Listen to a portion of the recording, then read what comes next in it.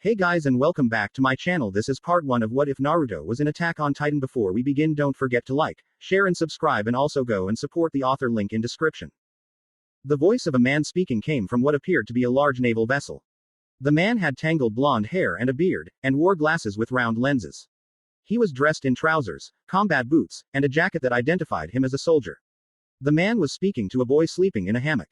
The boy appeared to be about 17 or 18 years old, with short, messy blonde hair, blue eyes, and strange scars on his cheeks that resembled whiskers. The boy, named Naruto, wore black trousers, combat boots, and the same jacket as the man, only open, revealing a white t-shirt underneath. On one of his arms, he seemed to be carrying some kind of red cloth wrapped with a symbol. So soon. I thought we'd arrive during the day, said the sleepy younger blonde boy as he got up from the hammock and looked over the railing of the large naval machine he was on. Even though it was certainly night, he could see something that anyone with 2 eyes in their face could see, and that was a great wall surrounding an island they were approaching. It seems you weren't so lucky. I'll go get Peak. Go pack your things. It's almost dawn. The man said as he walked away from the railing of the large metal ship. Naruto simply nodded.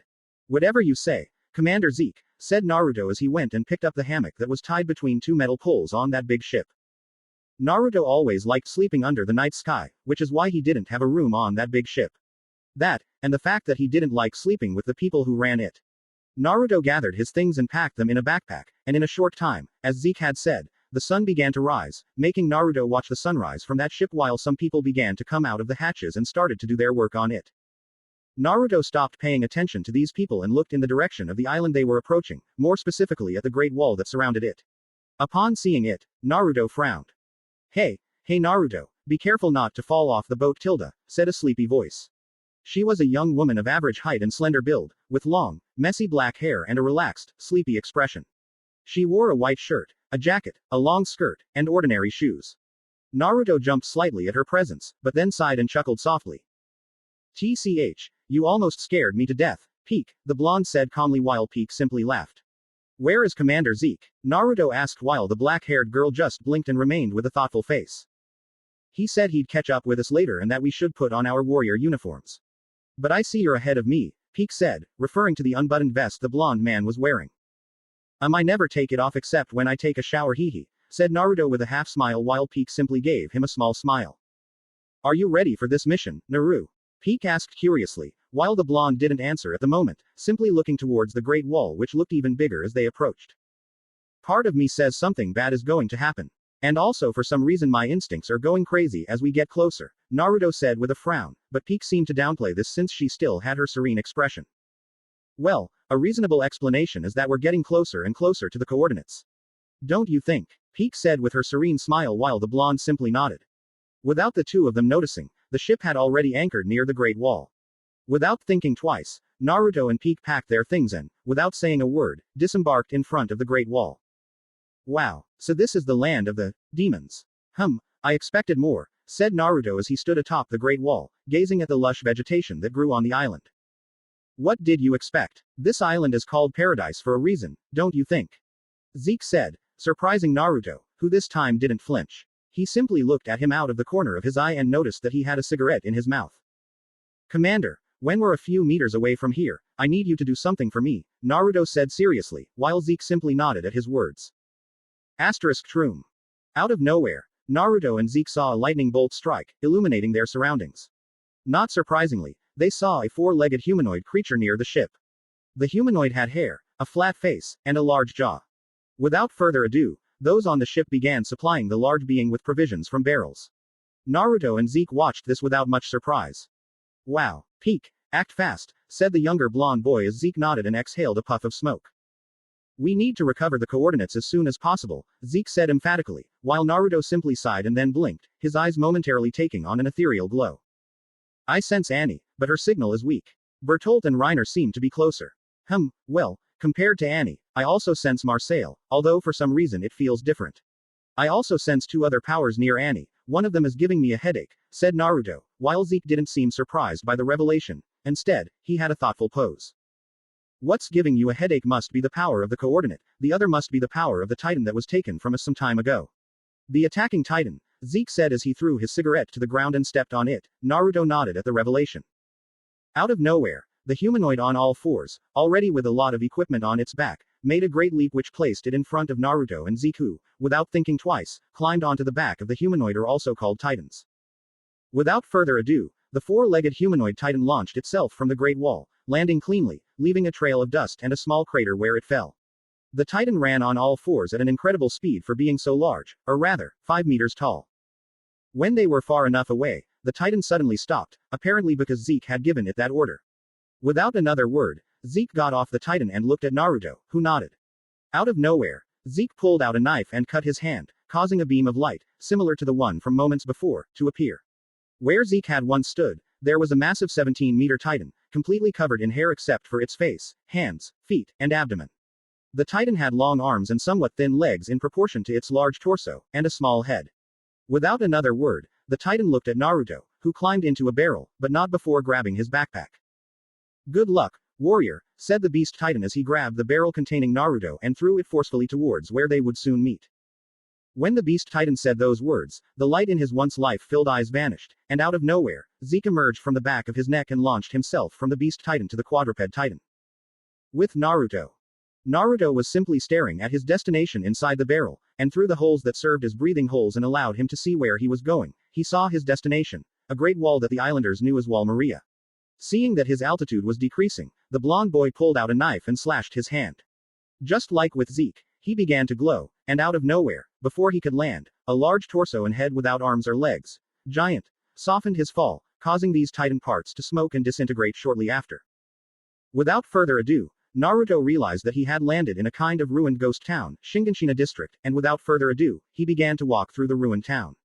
For a moment he contemplated the great walls that loomed over him, but he shook his head and began to walk briskly through the town, noticing the decomposing bodies and seeing how most of the houses were in ruins.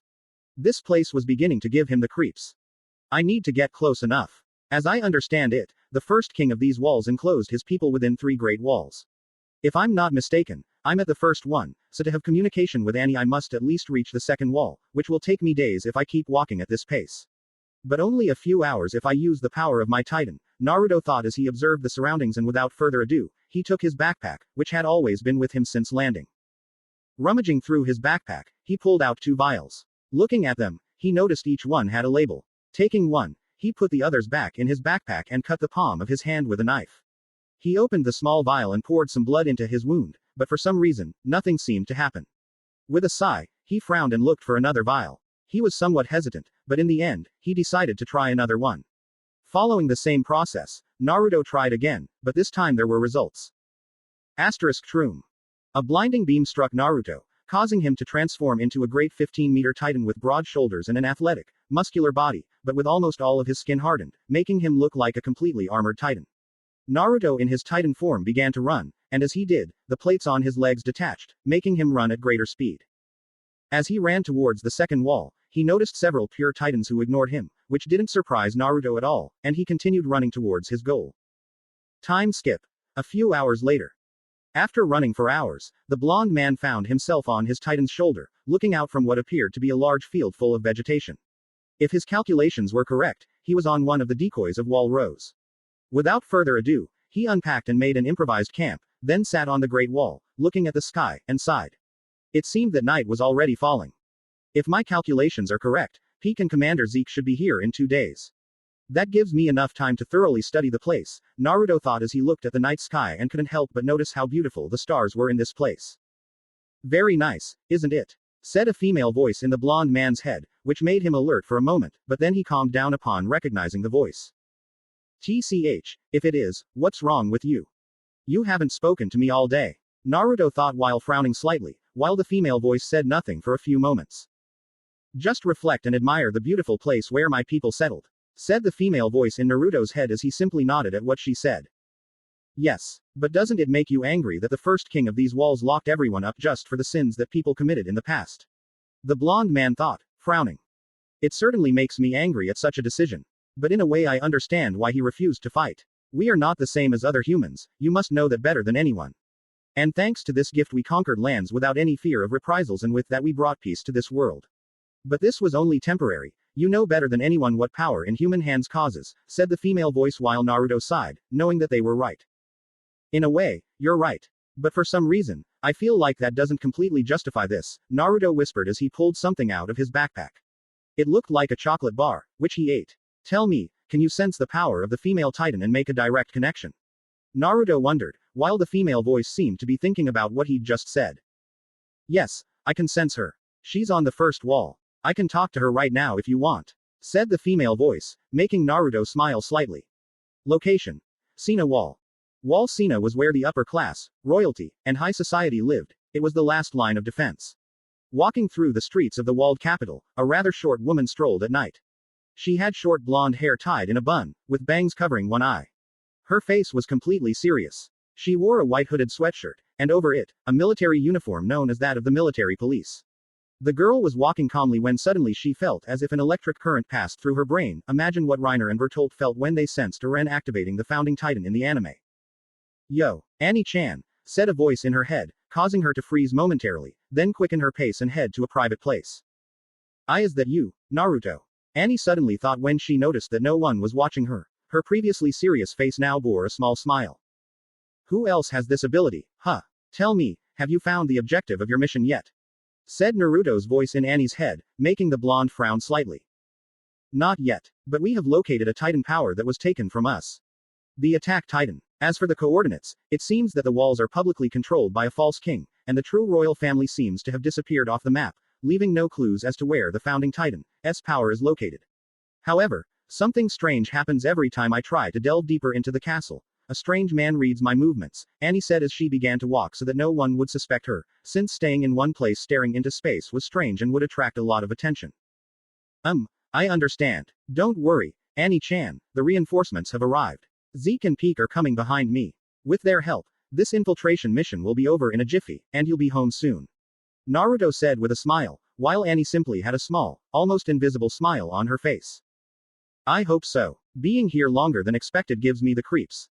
Annie-chan. What happened to Marcel? His power feels different, Naruto said with some concern, causing Annie to freeze for a few moments.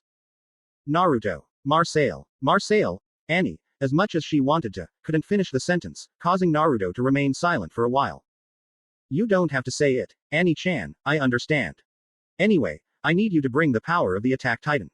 If the situation becomes critical, I need you to leave those walls immediately, Naruto said finally in a firm voice, and even though he hadn't seen her, he knew that Annie had nodded.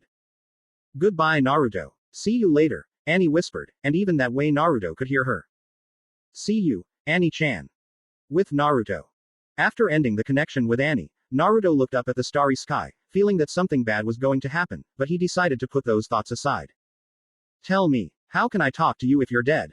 Naruto thought to himself, causing the previous female voice to appear. It's somewhat complicated to explain, to be honest, but to put it simply, every wielder of the Titan power is connected, no matter the time, whether it was in the past or the future.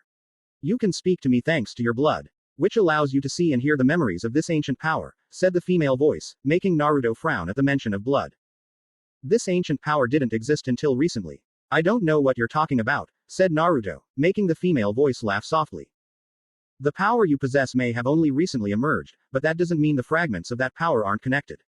What I mean is that when your Titan power emerged, it made a direct connection with me.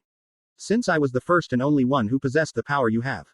Therefore, you're speaking to my past self. Myself from approximately 2,000 years ago, the female voice said, confusing Naruto as he didn't fully understand what she said. Let's leave it there. Okay. I'm going to sleep. I'll check the area tomorrow, said Naruto as he lay down on the wall and looked at the sky so full of stars, which fascinated him, and without realizing it, he soon fell into the world of dreams. Naruto suddenly woke up, but with the appearance of a 7-year-old boy in front of what appeared to be bars, these being the bars of a cell in which he was found. The entire cell seemed to be in complete darkness except for what appeared to be outside the cell. Naruto cautiously approached the cell bars, and when he was close enough, he fearfully observed people watching him. They appeared to be scientists. Suddenly, the people dispersed, allowing a man to enter who seemed to be an army commander, if his clothing was any indication.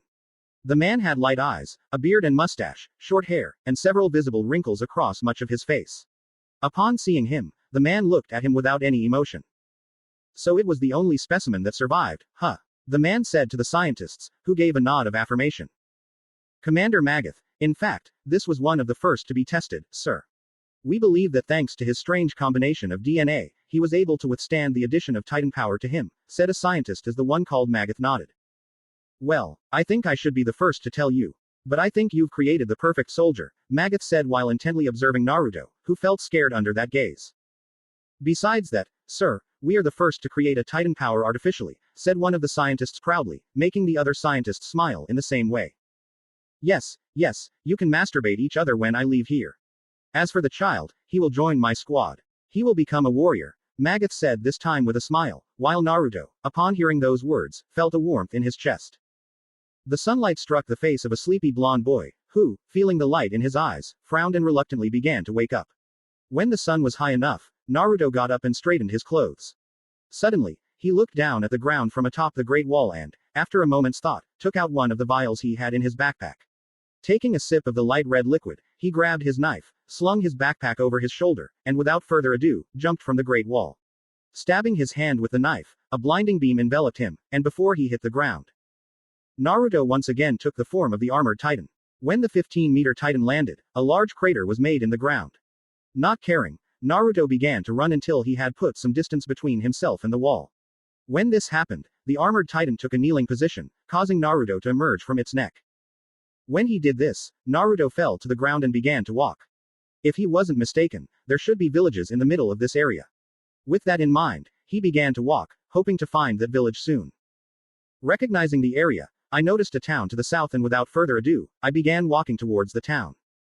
For a town, there are a lot of people, Naruto whispered as he watched many living together in harmony.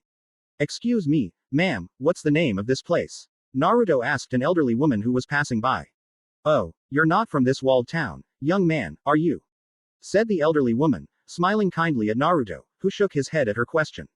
This village is called Ragako Village, the woman said as Naruto took in her features. Shoulder-length light blonde hair, large eyes that expressed calm and kindness, slight wrinkles on her face, and a simple dress. In her hand, Naruto noticed a basket. Oh wow, I really need to explore these walls, Naruto said distractedly as the older woman gave him an understanding smile. Anyway, thank you, ma'am, Naruto said with a grateful smile. You're welcome, young man. If you're going to be in town, don't hesitate to ask me for help if you need it. If you need anything, ask where the Springers live. Anyone in town will know, the woman said as she left, waving goodbye to Naruto with a smile. Naruto smiled at the interaction and walked around the village. It wasn't very big and he had already located what he needed. When he finished, he walked outside the village and noticed that it was getting dark. Noticing this, he went far enough away from the village and after a while, he was in the middle of the night, in the middle of nowhere. He was seriously thinking about what he and Zeke were about to do. But those thoughts were abruptly cut short when, almost reaching the wall, he felt giant footsteps echoing on the other side. Looking up, he noticed Zeke and Peak, the latter still in her Titan form, atop the Great Wall. Naruto immediately saw a pulley system which he hadn't noticed until now and without further ado, he climbed up. Once he was up there, he walked towards Zeke and Peak. When he was close to the latter, Naruto gave her a gentle caress on her Titan face, which looked strange, but Peak enjoyed it as if she were a puppy. Have you already checked the area? Zeke said seriously as he got off Peak's back. Naruto nodded in response to the question. Yes, Commander, I located a place where the scream can be performed, and given the area, I think they won't suspect anything. Besides that, I found a kind of abandoned castle where we can camp after Phase 1, Naruto said with a serious tone in his voice, while Zeke simply nodded. Alright, Phase 1 will take place tomorrow before dawn. Without further ado I think we should rest now, said Zeke, setting up what appeared to be a makeshift camp. At Zeke's words, Naruto simply nodded and put his backpack on the ground and sat down to be copied by Zeke while Peak remained in her Titan form and lay down on the ground like a dog. Commander Zeke, I've always been curious. How did someone like you become a warrior? Naruto said calmly. In response to the question, Zeke simply looked at him for a few seconds, then took off his glasses and looked at them for a few moments. My father and mother forced me to do it, and although at first I didn't fully understand why, someone once told me something that completely changed my way of thinking, and that is that I have something to do before my power is passed on to another host. Zeke said with complete seriousness and determination.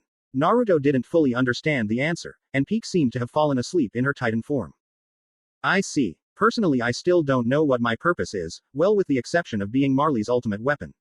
Said Naruto as he took out a necklace with a pendant from his neck which contained a photo. In the photo was a little girl no more than 6 years old, blonde with black streaks, giving a very tender smile. Isn't the strange one like that? Zeke said, noticing that she had taken out the pendant and was looking at it with pure nostalgia. Yes, I do. I made her a promise a while ago, and that's why I'm here, Naruto said, frowning as he gripped the pendant tightly. I see, it seems you do have a purpose after all, Zeke said, putting on his glasses and giving the younger blonde boy a small smile, making Naruto's gaze fill with determination. The two warriors chatted for hours about random topics and soon Naruto fell asleep, leaving Zeke on guard of his own volition. Before the sun rose, Zeke woke Naruto up. It's time to perform phase 1. Naruto, Zeke said as he got up from the ground and walked towards Peak, who was still asleep in her Titan form. TCH, the sun hasn't even risen yet, Commander, said Naruto as he rubbed his eyes and tried to ward off sleep. Zeke seemed to ignore the younger blonde's comment and began to wake Peak up, who, without any apparent complaint, carefully went down the wall with Zeke and Naruto on her back.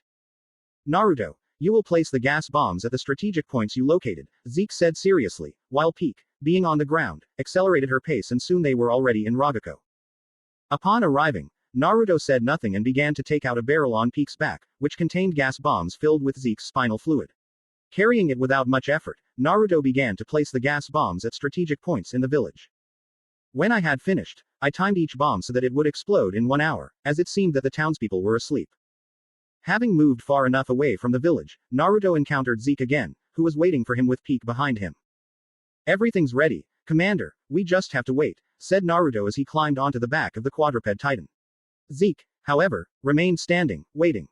While perched on the back of the quadruped titan, Naruto pulled a small telescope from his backpack and peered in the direction of Ragako village. As time passed, through the telescope, Naruto watched the villagers rise and begin to move about. But suddenly, several people became alarmed when a kind of mist enveloped the entire village. Seeing this, Naruto looked at Zeke, nodding and giving him the signal to proceed. Ah! Zeke screamed loudly, causing a sequence of lightning bolts to strike the village of Ragako, triggering a huge explosion similar to a bomb. Even though Naruto, Peak, and Zeke were far away, the wind shock was still felt from their location. When everything stopped, Naruto looked through his telescope at the now Ragako village, in which there was a great difference between before and now since where there were once human inhabitants they were replaced with several titans. Phase 1. Complete, Naruto whispered as he looked at what they had done. Location. South of the Sina wall. Two people could be seen staring out a window, looking very bored. One was a boy and the other a girl. Behind them, two more people were playing chess. The two boys seemed calm and engrossed in their game. My house is south, not far from here, we should go, said the bored boy. The boy was wearing a white long-sleeved casual shirt and brown pants. He had hazel eyes and very thin eyebrows, was short, and had a completely shaved head. Mine is also close to here, said the girl boredly. The girl was of medium height and slim build, had long brown hair with two long bangs on the sides and a ponytail, her eyes were amber and she had tan skin, she wore a simple long-sleeved blouse and a long skirt that slightly covered the boots she was wearing. Damn it, why can't we go? Said the boy, who was bored, while the girl nodded in boredom. Maybe I'll sneak out tonight and go there, said the boy, bored. I was told not to come back until I was a decent person, the girl said as she tried to succumb to boredom. They told me that a dwarf like me could never be a soldier, but I'm a genius and I finished in the top 10, so I want to go home and brag, the boy said with a confident smile on his face. Connie, if what you say is true, I'm going to help you, said one of the men who was playing chess. The man wore a white shirt and brown pants with boots. He appeared to have a muscular build and was tall. He had short blonde hair, light brown eyes, thin eyebrows, and white skin. Why, Reiner? Connie said doubtfully, while the man remained serious. Doesn't it seem strange to you? Why are we waiting without uniforms? We can't change or train, and besides, the superiors are armed. We're inside the walls, not on the front lines. What are they going to fight against? Reiner said, while Connie didn't pay much attention to what he said. There are bears around here, aren't there, Sasha? Connie said boredly. That must be it, said the girl, whose name is Sasha, equally bored. If that were the case, wouldn't a gun be enough? Said Reiner, who returned to playing chess with the other man, who remained silent. Suddenly, Sasha, in an attempt to quell her boredom, laid her head on the table while being watched by Reiner, but the moment she did so, she felt something that surprised her. I hear muffled noises, like footsteps, Sasha said alarmingly, alerting everyone in the room. What are you talking about, Sasha? If you're implying there are titans nearby, would that mean Wall Rose has fallen? Reiner asked, looking Sasha in the eyes. I'm telling you the truth. I heard footsteps, Sasha said alarmedly, startling everyone in the room. Suddenly, a reconnaissance officer appeared at one of the windows in the room. Nanaba-san, said a small girl with blue eyes and blonde hair. She wore a long-sleeved shirt and a skirt with boots. She had the appearance of a small doll. This girl was Krista Historia Reese. Titans are approaching from 500 meters away from the south. There's no time to equip them.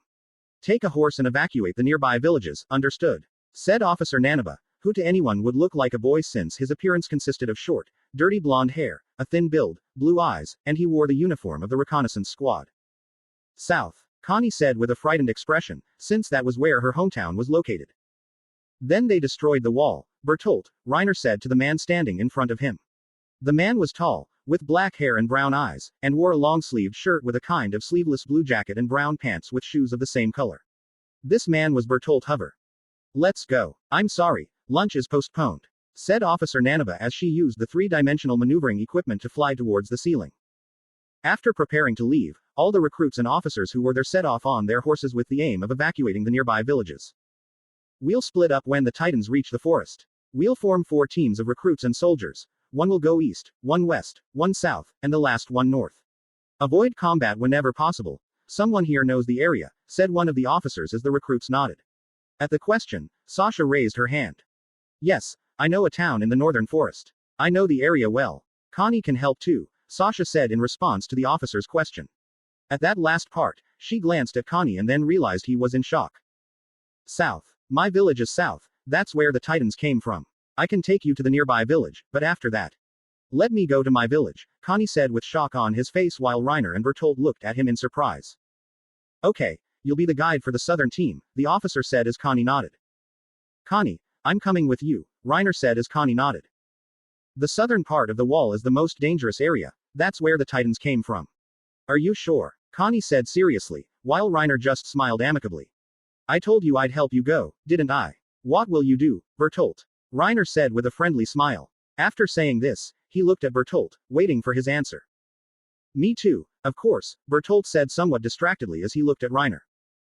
And as you already know, this is the worst day for humanity, so now is when we have to work harder than ever, Nanaba said as she rode on, making the recruits nod at her words. The Titans arrived at the forest, said one of the officers, as indeed several Titans of various heights arrived at the forest that was near them.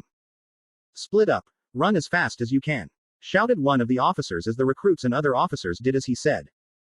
But without anyone having warned them, the Titans suddenly stopped and began to run in a synchronized manner, surprising the soldiers who were alarmed to see them approaching quickly. They're fast, they'll catch us, Connie said alarmedly as she watched the Titans slowly approaching. Gerger, I'm leaving the southern team in your hands, said Officer Mike, who was wearing the reconnaissance squad uniform. He had light brown hair, a mustache and beard, and gray eyes. Faced with the impending danger, he was determined to act as bait for the Titans.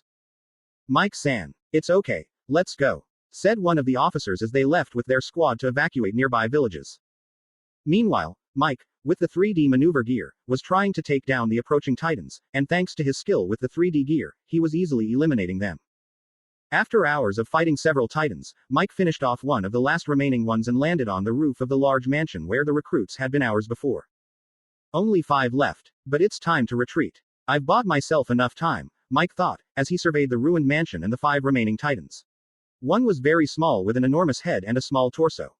Another leaned against the mansion, seemingly motionless, just observing. Without further ado, he called his horse. What worries me are those 2 abnormal ones. One of them is over 17 meters tall, enormous, and covered in fur. I've never seen anything like it. It looks like a beast. As for the other, it seems to be 15 meters tall and bears a strange resemblance to the female Titan. That should be impossible. Seeing as they don't approach and wander aimlessly, they must be abnormal, Mike thought, eyeing the beast Titan. Another, with a humanoid appearance, didn't have completely covered skin, leaving some muscles exposed. It had blonde hair that obscured its eyes. This strange Titan was 15 meters tall. Putting that aside, Mike noticed his horse was already returning. Perfect. Just in time, so I won't have to wait here until nightfall, Mike thought with a small smile. But unexpectedly, the beast Titan grabbed the horse, which was heading towards him, surprising him. Was it for the horse? Mike thought. No way, Mike said, causing the beast Titan and the male Titan, I know it's not a good name, who was standing next to the beast Titan to react. And without further ado, the beast Titan launched the horse, causing Mike to jump from the roof to dodge it. But in his attempt to avoid it, he was caught by the Titan with the enormous head, which bit him, crippling his legs and making him scream in pain. Stop, said a deep voice, making Mike look toward its source. He saw the beast Titan crouch down, creating a powerful gust of wind. However, The male Titan positioned himself next to the Beast Titan, and Mike couldn't make out his expression because his hair obscured his eyes, and he didn't seem to be smiling like the Beast Titan. Suddenly, the Titan holding Mike began to devour him, causing the Beast Titan to frown. Huh, didn't I just say, stop? Said the Beast Titan, crushing the Titan's head and causing one of its eyes to pop out of its face. What's that weapon called? Said the Beast Titan, making Mike realize at once that this Titan could speak. The one you have at your waist that lets you fly, said the Beast Titan, surprising Mike greatly. We should speak the same language, don't you think, Naruto? Said the Beast Titan, momentarily confusing Mike, but seeing that the other Titan was also speaking, a feeling of fear filled his body. Perhaps he's afraid, Commander Kukuku, said the male Titan in a somewhat chilling voice, a giant grin spreading across his face, startling Mike. Mike was so frightened he didn't quite catch the Titan's words. Apparently they know about the nape of the neck, since he also uses swords. A bit outdated, if you ask me, the male Titan said as he grabbed the equipment, instantly terrifying Mike, who flinched at the sight of the large hand reaching for him. Without further ado, Naruto, having the 3D maneuver gear, swallowed him whole, leaving Mike frozen in even more fear.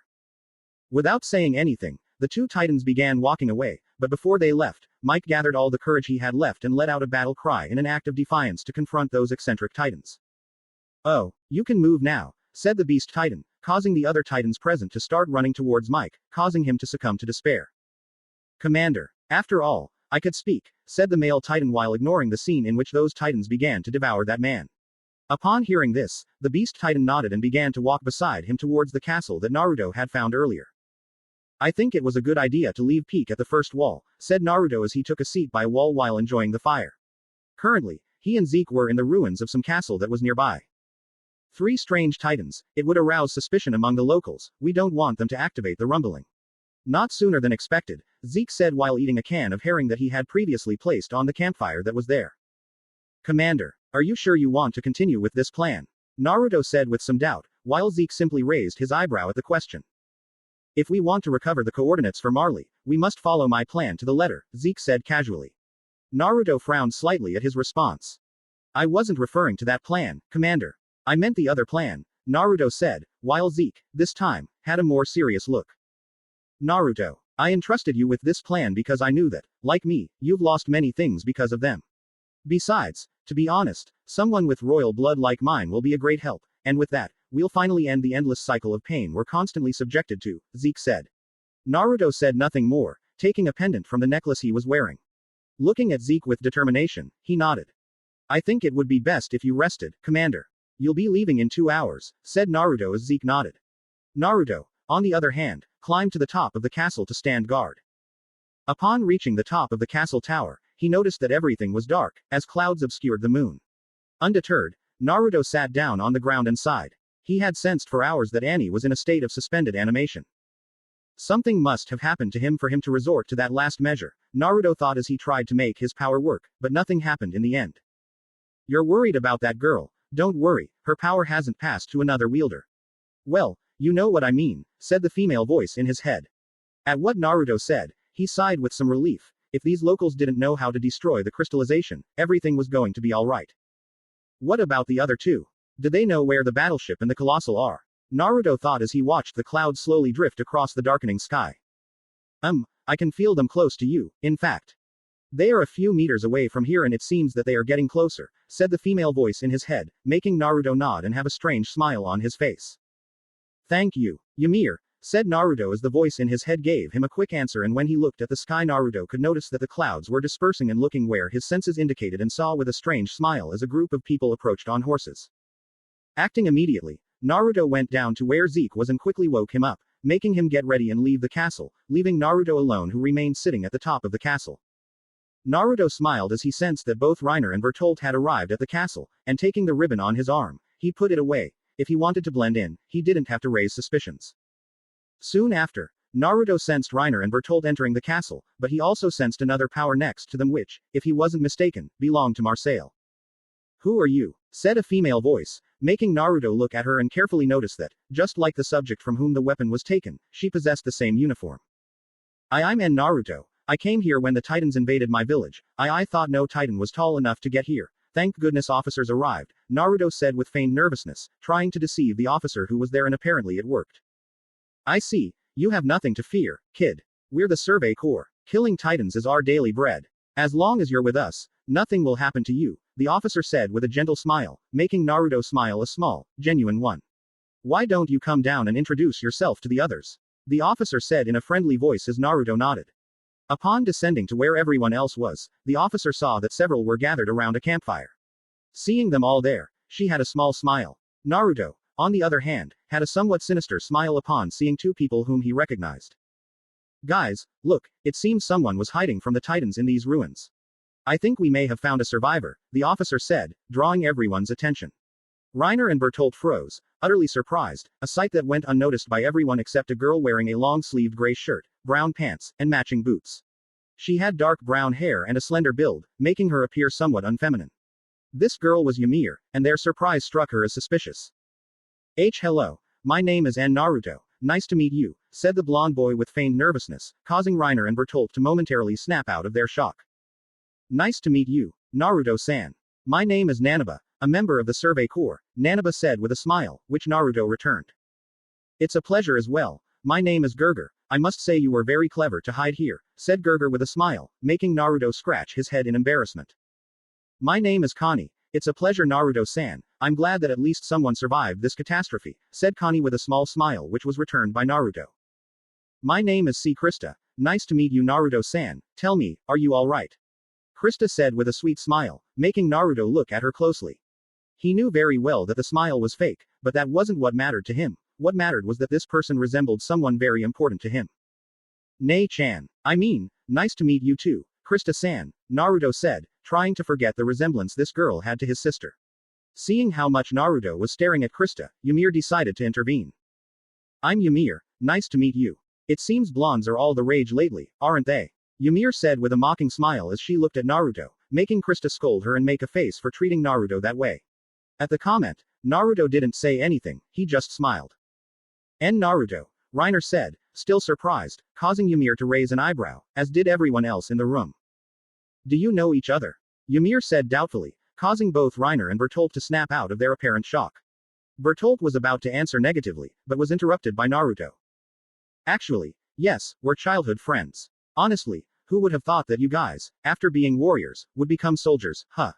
Naruto said with a small smile, sending a shiver down the spines of Reiner and Bertolt. No one besides those three warriors understood what Naruto said. We're still Naruto warriors, Bertolt said with a frown, while nodding with a small smile. Well, I think I speak for everyone when I say we need to rest. Naruto-san, feel free to rest down here with the others while I stand guard, said the officer who went to get him, making Naruto nod with a smile. Naruto sat down and leaned against a wall away from the fire, while being discreetly observed by Reiner and Bertolt and a curious Krista who after a while fell asleep where she was sitting. After a while, Reiner went with Ymir looking for supplies, leaving Bertolt watching Naruto, who, taking something of value, sat down next to him, causing Naruto to open one eye, momentarily surprising Bertolt. I thought you were asleep, Bertolt said as Naruto settled into a comfortable position and looked at Bertolt. I never sleep, my dear Bertolt, said Naruto with a small smile, making Bertolt relax a little. Did you come alone? Bertolt asked doubtfully, while Naruto just shook his head. Do you think they'd send just one warrior to recover three? I know I'm awesome, but I can't handle that much, Naruto said, letting out a small laugh, which made Bertolt smile slightly, but it vanished when he realized that there were at least other warriors on the island. Who else came with you? Bertolt asked hesitantly, but the questioning was interrupted when the officer on guard duty came down in alarm, causing everyone in the place to stop what they were doing and pay attention. Everyone wake up. Climb the tower immediately, the officer said desperately, making everyone climb up, even Naruto. As they climbed, they all peered over the edges of the tower and realized that everything around them was infested with titans, causing the officers to frown. I realized it as soon as the moon came out, said the officer who alerted them, causing everyone to stare in astonishment, as well as Naruto who inside was only thinking who was responsible for this. Why are they still moving? The sun set a long time ago, Gerger said in frustration as he watched the titans approach the castle. What's going on? Said a surprised Krista, looking at all the approaching titans. Hey, look, it's huge. Is that a titan? It looks more like a beast, right? Connie said, pointing at the beast titan, which was calmly walking toward the wall. But she stopped when she saw the surprised faces of Reiner and Bertolt, which Ymir also noticed. Naruto, on the other hand, just frowned and glared at Zeke for letting the titans attack with him inside. It's heading straight for the wall, Connie said as she watched the beast titan walk toward the wall. Hey, Wait, why do you keep coming in? Gerger said in frustration as he watched a small titan force the door open. I'd be drinking like a fish right now if it weren't for you guys, Gerger said as he pulled out his 3D maneuver gear. Stay back, recruits. It's time to bring out the 3-dimensional maneuver gear, forward. Nanaba said as he prepared to take down the approaching titans, as did the other officers. After that, several officers dedicated themselves to fighting titans. Seeing them risk their lives in that way, Naruto frowned. To him, they were only delaying the inevitable. Recruits, the titans have entered. Make a barricade and as a last resort come up here, although I don't think we can help you completely, said an officer, making the recruits come down without thinking, leaving Naruto watching as the titans who unknowingly were once humans residing here were killed by the officers. And what about me? Is there anything I can do to help? A worried Naruto asked, catching the attention of the officer who was ready to rejoin the battle. The officer smiled at his question. You don't need to do anything. Our duty is to keep civilians safe, and if we save your life all this won't be in vain, the officer said, making Naruto look at her with genuine surprise on his face, then nod with a smile. Naruto then saw the officer join the battle, but his attention shifted to where the beast titan was, as it appeared to be heading towards peak. Naruto watched as the officers killed many of the other titans, causing 2 of the officers to suddenly climb back to the top. Suddenly, Naruto heard something approaching and, looking out of the corner of his eye, noticed a giant rock approaching at high speed, causing Naruto to descend from the top of the tower. However, this did not prevent 2 of the officers from being injured. What was that? Said Connie, going up the stairs with the other recruits, and Naruto, noticing that there would be no more bombing, went up as well. They died instantly, Gerger said as he placed the bodies of the 2 officers on the ground. It must have been the titan that climbed the wall. The beast titan did it. It seems more titans are approaching, Connie said worriedly, and at the mention of the beast titan, Naruto frowned. This doesn't seem like a coincidence. It seems they've been toying with us from the start, Nanaba said, now without hope of surviving this attack. Meanwhile, the beast titan roared powerfully, causing several other titans to strike the tower.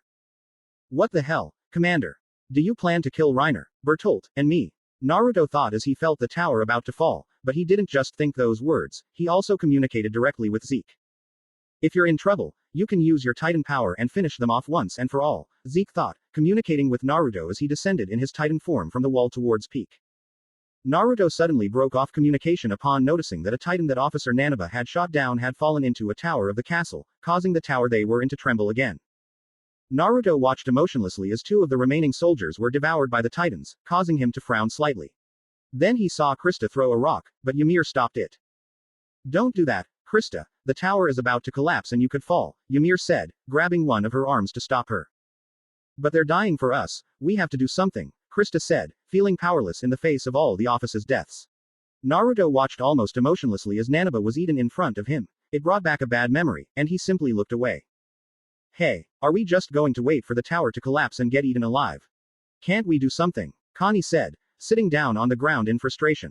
Damn it, we're about to get eaten without even completing our mission, Connie said in frustration, while Naruto was thinking about something. Ymir, right, tell me, since when have you known Reiner and Bertolt? Naruto said suddenly, causing Krista, who was about to speak, to stop, as well as Ymir. Are you seriously going to ask that right now? Ymir said with a frown, causing Naruto to drastically change his behavior and take something out of his pocket, throwing it to Ymir who caught it. Upon seeing the small bottle, Ymir looked surprised and stared at Naruto, while Connie and Krista didn't understand what that bottle was, and Reiner and Bertolt looked at Naruto as if he were crazy. You know what you have to do. Do it for her, Naruto said as he sat down on the ground, making Ymir hesitate for a moment about her actions. Connie, give me the knife you have, Ymir said decisively, while Connie looked at her doubtfully. The knife? What for? Connie said doubtfully as she watched Ymir. Naruto said nothing and observed the scene. Just give it to me, Ymir said, making Connie give in and hand over the knife. Why do you need it? Connie asked doubtfully, making Naruto glance briefly at Ymir. I'll use it to fight, Ymir said, giving Naruto a brief glance, who nodded discreetly. This confused everyone except the 2 of them. Ymir, what are you doing? Reiner began, but his question was interrupted by Naruto, who signaled him to be quiet. Good question, I don't know either, said Ymir as she grabbed the knife and prepared to jump from the tower. Ymir, Krista said, watching as Ymir was about to jump, but before she could, she turned towards her. Perhaps you don't remember, but this might be the last time we speak. So try to remember the promise we made when we were training on the snowy mountain. I have no right to tell you how to live your life, but I want you to live a life worthy, Ymir said, looking Krista in the eyes and gripping her shoulders. Naruto didn't say anything. He simply stared at the horizon and realized that dawn was breaking. Remember our promise, Krista. Thank you, Naruto-san, Ymir said, looking at Naruto, who simply nodded. Without another word, Naruto watched as Ymir gathered some momentum and launched herself forcefully from the tower. Ymir, wait, Krista said, scared of her friend. Naruto watched this with a neutral expression. When Ymir was about to fall, she cut off her hand and bit the jar that Naruto had given her. Suddenly, a powerful lightning bolt struck where Ymir had been standing, startling Reiner and Bertolt, as well as Connie, who didn't quite understand what was happening. When the lightning subsided, where Ymir had been, there stood a small titan, about 5 meters tall, with long hair, a pointed nose and ears, and sharp teeth. Its claws were like razors. Grow air! Roared Ymir in her titan form and nimbly swung between the titans, biting their necks and killing them in the process. You've got to be kidding me. Even Ymir is a titan. Connie said in surprise, watching as Ymir massacred the group of titans below. That titan, Reiner said, stunned, staring at Ymir's titan form. Naruto, noticing this, sighed. He guessed he had to tell them before giving the vial to Ymir. It's Marseille's. I think I should have told you before, Naruto said with a sigh, attracting the attention of Reiner and Bertolt, who were still surprised. Suddenly Ymir began to knock down more titans, causing the tower to sway for a few moments, which almost made Krista fall. Naruto moved quickly and grabbed her leg, saving her in the process. Thank you, Naruto-san, Krista said with a smile, which made Naruto nod in return. Krista, did you know Ymir was a titan? Reiner said, coming out of his shock, while Naruto ignored the conversation and instead watched as Ymir used her power, somehow analyzing his movements. I had no idea. We've always been close. Actually, she's Ymir, Krista said doubtfully, making Connie realize something and quickly look at Naruto, who was the only one who didn't seem as surprised as the others. Naruto-san, did you know that Ymir was a titan?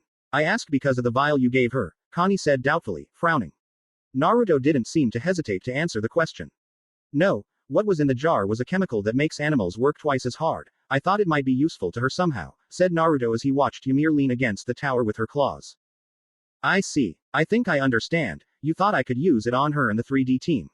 Connie said thoughtfully, making Naruto nod. But that vial, besides containing that chemical, also had spinal fluid from the armored titan, making his skin and claws twice as strong. If she's a titan, it means she knows some of the mysteries of this world, Reiner said with a frown, while Bertolt simply nodded. Hey, which side is she on? Aren was a titan, but he didn't know it, whereas Ymir seemed to know what she was doing, Connie said, making Naruto take his eyes off Ymir and react to the comment.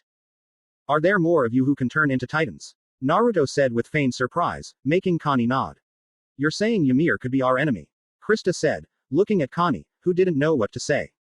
I don't think she was our enemy. If she were, she could have devoured us in seconds and escaped. She's so agile, Naruto said with a smile as he watched Ymir continue to take down titans. Naruto's comment caught the attention of both Krista and Connie. Naruto-san. Naruto-san is right. Ymir is defending us. I think she's on our side, Krista said confidently, giving Naruto a smile which he returned. Suddenly, Ymir was grabbed by one of the titans, who bit her arm. Thanks to her hardening abilities, it didn't cause much damage. With another bite, Ymir freed herself and tried to climb the tower. But as she did, one of the titans grabbed her leg, and in a desperate attempt to survive, Ymir dug her claws into the tower's bricks. But as she did so, she realized that if she did, the tower would collapse, and her effort would be in vain. So she let go of the tower, trying to kill as many titans as she could. See, if she weren't on our side, she would have brought down the tower, Naruto said confidently, making Connie and Krista nod in agreement. But their smiles vanished when they saw Ymir being subdued by the titans, which enraged Krista. Ymir, do you think that just by saving us you'll come out looking like the heroine of the story? Do you think that just because of this you'll go to heaven? Ymir, if destroying this tower is what it takes to defeat these titans, then do it once and for all. Krista shouted as she climbed onto the edge of the tower. Her words brought a small smile to Naruto's face. Ymir reacted quickly and began throwing bricks at the titans to destroy them. Suddenly, the tower began to tilt, ready to collapse. He seriously intends to do that, Reiner said worriedly as he watched the tower fall. Naruto looked at Bertolt, who was ready to transform into a titan, but was stopped by Naruto, who gave him a quick signal. That's how it's done, Ymir, said an elated Krista while somehow still standing on the edge of the tower. Ymir acted quickly and climbed to the top of the tower. If you want to live, hold on, Ymir said, and everyone at the top of the tower grabbed hold of her, ready to escape. After the tower fell and everyone was safe, they all let go of Ymir. That was fun. We have to do it again, Naruto exclaimed excitedly, only to draw everyone's attention, causing him to shrink back. Or maybe not, he said, avoiding everyone's gaze with an embarrassed blush. Suddenly, titans began to emerge from the rubble. Ugly. Go and take down those titans, Connie said, making Ymir obey and go fight them. Just as she was about to take one down, another emerged from the rubble, grabbed her hair tightly, and threw her to the ground, causing a minor injury thanks to her hardening. But this didn't stop several more titans from emerging from the rubble. That doesn't look good at all, Naruto said, watching as the titans advanced toward Ymir. Naruto and the others saw the titans launch themselves ferociously at Ymir, intent on devouring her. Ymir, this will be strange, but it's the only thing that will save you, Naruto thought, communicating with Ymir. He surprised her, causing her titan form to look at him. She nodded, and for a moment, Naruto's eyes changed from sky blue to a darker blue, but his pupils resembled the sun. At that moment, Ymir's entire body hardened, and from the hardened state, several crystallized spikes attacked the titans, immobilizing them in the process. What the heck was that? Connie exclaimed, while Reiner and Bertolt looked equally surprised, but when they glanced at Naruto and saw his eyes, they knew what was happening. Ymir. Did she crystallize? A confused Krista asked. Connie also seemed surprised by what Ymir had done. Ymir. Krista shouted, trying to see if she was still alive. Seeing that she didn't respond, Krista decided to go to where she was, even ignoring Connie's warnings. When she was about to reach Ymir, a titan emerged from the rubble, surprising not only her but everyone else as well. Naruto, who saw this, was about to transform into a titan to save her. But out of nowhere, the titan fell, allowing Naruto to see who was responsible. From what he could tell, it was also from the Survey Corps, if her uniform was any indication. Krista and the others, fall back, leave the rest to us, said the girl. Naruto could only see her black hair that reached above her shoulders and eyes of the same color, milky skin like a porcelain doll, and she was wearing the uniform of the reconnaissance squad. Mikasa. Krista exclaimed in surprise. Naruto raised an eyebrow at the name. It was of Asian origin, and if he wasn't mistaken, there weren't any others on this island. Naruto dismissed that thought as he watched with a certain wonder as soldiers rained down from the sky and massacred the titans. Naruto suddenly felt a tremor from deep within his gut, causing him to suddenly kneel down, making the others worry about him. Naruto-san, are you alright? Said a worried Krista, who, like the others, seemed concerned. No, it's okay, said Naruto, prompting Bertolt to help him up. Naruto nodded in response and gave a quick thank you. Krista stayed waiting for Ymir, while Naruto, Reiner, Bertolt, and Connie went to where the other soldiers were. Aren, Connie called, drawing the attention of one of the soldiers. Upon seeing him, Naruto felt another pang in his gut, causing Bertolt, who was beside him, to worry. Despite the strange pain he felt, Naruto could see Aren's appearance. His eyes were blue-green, and his height seemed average. He had brown hair and somewhat tanned skin, and he was wearing the uniform of the Survey Corps. Bertolt. It's him. We found him, Naruto whispered, initially confusing Bertolt, but then he widened his eyes and nodded to Naruto. After a while, Naruto moved away from Aren because he couldn't bear the pain in his gut, and stayed in a distant place in the ruins. Meanwhile, all the soldiers gathered around Ymir, wondering if she was a titan. Ymir was unconscious after being taken out of the crystallized titan. When everyone finally accepted this fact, they guided Naruto and the others to the wall, but out of nowhere it started to rain. Naruto, who seemed not to leave Reiner and Bertolt's side, looked at the horizon while observing the great view above. The view is beautiful, isn't it? Said a female voice. Naruto, seeing her, realized that she was somehow the leader of this sort of squad. At first glance, she appeared to be a young woman of average height, with long, brown hair tied in a ponytail. Her eyes were brown, and she wore glasses and the uniform of the reconnaissance squad. Yes, in fact, I've never seen anything like it before. My name is Naruto, by the way, said Naruto with a friendly smile, making the woman respond in kind. Hange Zoe, where are you from, Naruto-san? Hange asked curiously, while Naruto didn't seem to care about answering her question. My family and I recently moved to Ragako village. I thought we'd live well there, or as well as possible. I never expected the titans to infest the area, Naruto said with a frown, making Hange simply nod. Tell me, Naruto-san, where do you know Reiner and Bertolt from? Hange asked curiously, and again Hange couldn't see any trace of nervousness in the blonde boy. We met by chance, since the town where they lived was very far from mine, but we would meet from time to time, until one day we simply stopped seeing each other. Who would have thought that they would become soldiers? Said Naruto with a small smile while watching Reiner and Bertolt who were helping the other soldiers. I see, it's a relief that you'll survive, Naruto-san. I hope this motivates you to fight against these chains that plague humanity, Hange said with a smile as she said goodbye to Naruto, who also smiled. After a while, Naruto approached Reiner and Bertolt, who were also with Aren. Being close to them, Naruto was able to control his senses, making the pain disappear. Naruto simply sat on the edge of the wall, gazing at the horizon. He was waiting for the two of them to make a move. Reiner, are you alright? Aren said, seeing Reiner seemed to be complaining of pain. A titan bit my arm. I don't know what to do. I thought I wasn't going to make it, Reiner said, covering his face with his one free hand. Naruto glanced briefly at Aren, but neither of them seemed to exchange a word. Naruto then noticed another soldier approaching. This soldier was blonde with shoulder-length bowl haircuts, blue eyes, and skin somewhat similar to Aren's. He was shorter than Aren and wore the uniform of the Survey Corps. Even someone as strong as you gets depressed sometimes, huh? Aren said, helping the soldier up onto the wall. Naruto simply smiled slightly at the comment. What are you talking about? This isn't the first time this has happened to me, is it, Armin? That time I ended up in the hands of a titan, said Reiner, referring to the soldier who had just climbed up, making Naruto pay closer attention to the conversation. Oh, you mean when the female titan grabbed you, right? Armin said, making Naruto raise an eyebrow at the mention of Annie. This has happened to me twice now. At this rate, I'll be dead in no time. It's the path I chose. Being a soldier isn't easy, Reiner said, causing both Bertolt and Naruto to look at him strangely. Besides, we haven't plugged the hole yet. This isn't over, Reiner said with determination. Naruto frowned at his words. Exactly. If we don't plug that hole, their home will be even farther away, Aren said as he started walking with Armin. Tell me, you're Naruto-san, right? You're friends with Reiner and Bertolt, aren't you? Aren asked curiously, catching Naruto's attention, who at first glance seemed distracted by the horizon. Yes, I've been your friend for a long time, Aren and Armin, right? Said Naruto, turning to look at Armin and Aren, who nodded. Upon hearing the mention of his home, Reiner widened his eyes, making Bertolt realize his intentions. That's right, Reiner. Let's go home. With Naruto here, it will be easier for us. Compared to everything we've suffered, there's almost nothing left. We'll be home very soon, Bertolt said with a hopeful smile, leaving Armin and Aren confused about what Naruto had to do with it all. Of course. With Naruto here we are just a few steps away from being able to return, said Reiner with a hopeful smile, confusing Aren and Armin who looked at Naruto who was still looking at the horizon. But what are they saying?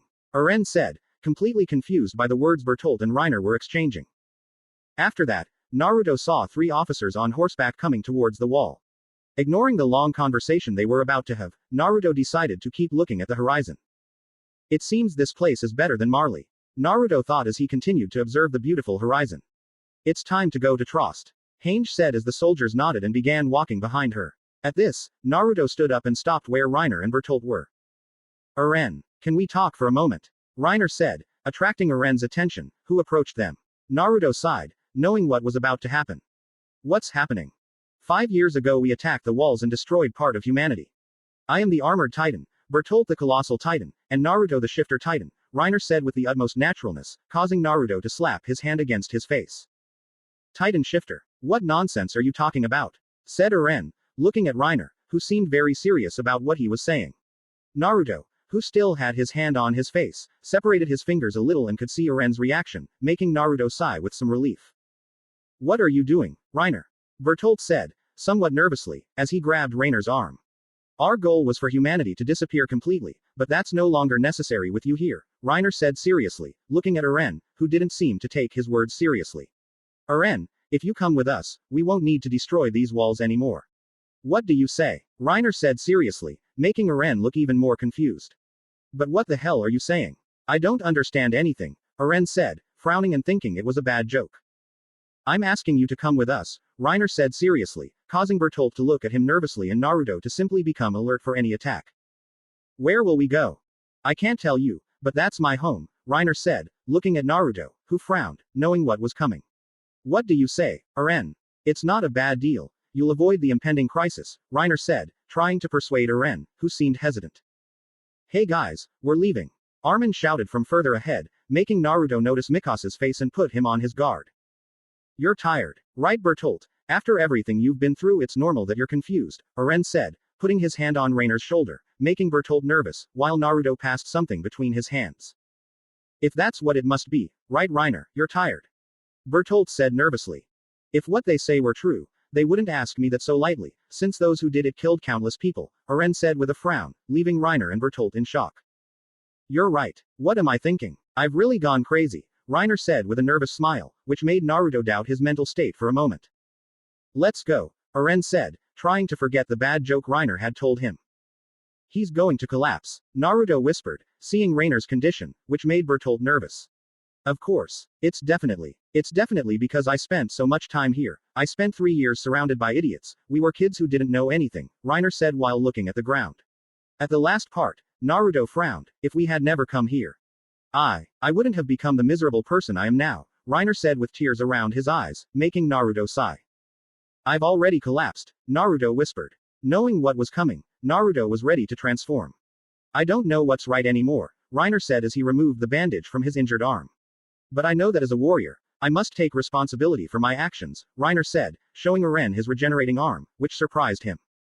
Reiner, is it time yet? Said in euphoric Bertolt, ready to transform, just like Naruto. Yes, you too, Naruto.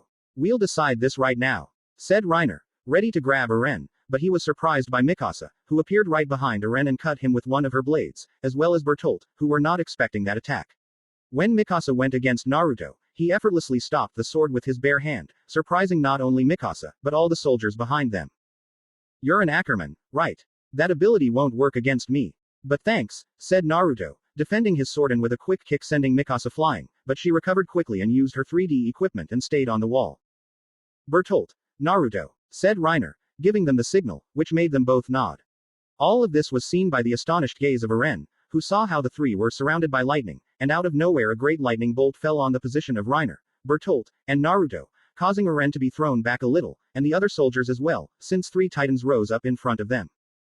One of the titans only had its torso up, its appearance was that of a giant humanoid body that seemed to leave muscles and flesh exposed. The other seemed to be covered by a hardened skin that would be armor. This titan had hair which was almost white blonde and measured approximately 15 meters. The last of them measured 5 meters. Its hair was abundant, making it have a beard that was blonde. It had muscular arms and thick skin. It had small eyes and a large jaw which seemed to be exposed since it had no lips. Suddenly, Aren was launched into the air by his transformation, but was caught by the armored titan, which sent him into shock. The colossal titan reached out and grabbed Yumir's body, while Naruto was already descending the wall with his hand and claws. Not long after, Reiner copied him, holding Aren in his hand, and fell down the wall, ready to escape. Naruto started running, ready to escape, but stopped suddenly as Reiner descended. A beam of light similar to the one that struck them caused Aren to transform and, with a decisive blow, hit Reiner in the face, causing both of them to fall to the ground. Naruto went straight to help him, but before he could, he encountered Mikasa again, preventing either of them from taking a step. So that's how it's going to be. I'm sorry for you, girl, but I won't leave without the coordinates, Naruto said decisively, looking Mikasa in the eyes, who seemed just as determined as he was. Fighting an Ackerman in my Titan form isn't the smartest thing to do, but I have to try, Naruto thought as he looked at Mikasa, who didn't take her eyes off him for a second. What happened up there? I could have ended this immediately. I won't get any more chances like that, Mikasa thought, frowning as she momentarily turned and looked at the battleship and the colossal Titan still perched atop the wall. But suddenly, she felt the need to move as Naruto, in his Titan form, tried to swipe at her, but thanks to her reflexes, she avoided it. Taking the initiative, Mikasa elegantly used her 3D maneuver gear and was ready to deliver a clean cut to Naruto's neck. However, upon contact, Mikasa's blades shattered. She realized the cause. Naruto's neck was hardened or crystallized, making it impossible for her to pierce it with her swords. But all thought was interrupted when Naruto suddenly leapt forward, landing in front of her with his massive jaws ready to devour her. Mikasa, using her 3D maneuver gear, escaped Naruto's grasp. Unbeknownst to her, Naruto had grabbed one of the hooks and pulled hard, sending Mikasa crashing to the ground, coughing up blood. Gruer. Naruto roared as he scooped Mikasa up in his hands, squeezing her with a light force that made her groan in pain. Suddenly, the Jaw Titan's entire body crystallized, trapping Mikasa inside. As this happened, Naruto emerged from the back of the Titan's neck. It's nothing personal, you know. I just want them to go home. By the way, you were a little distracted during the battle. If we fight again, I'll make things fairer, Naruto said with an emotionless expression as he looked at Mikasa, who didn't seem to be paying much attention to his words. Seeing this, Naruto climbed down from the back of the Titan's neck and went to help Reiner, leaving Mikasa trapped in the hand of the crystallized Titan. With Reiner and Aren minutes earlier. Damn it, you bastard, you never kept quiet about the duties of a soldier. Didn't you ever support me during those training sessions? You're ridiculously strong, my body won't budge an inch. Aren thought, now in his Titan form, which resembled a 15-meter Titan with dark brown hair down to his chin.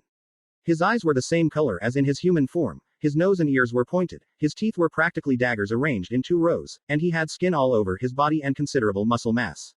But currently, part of his jaw was broken, and he was missing a hand. I really trusted you. Despite everything, you never lost your composure. No matter what happened, you always put others before yourself, and I used to think I wanted to be strong like you someday. Aren frowned from the back of his titan's neck, but suddenly he noticed Reiner approaching and frowned even more. Hey Reiner, I can't see your face right now to know how you feel, but you guys are pieces of shit. I doubt anyone in the history of humanity has done anything as horrible as what you did, Aren thought as his hand began to regenerate and he started to stand.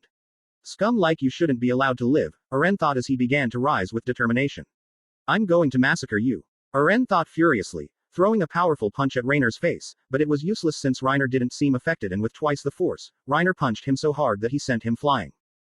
Gathering his strength, Aren stood up again and roared loudly, ignoring Armin and Hange's warnings and attacking Reiner once more.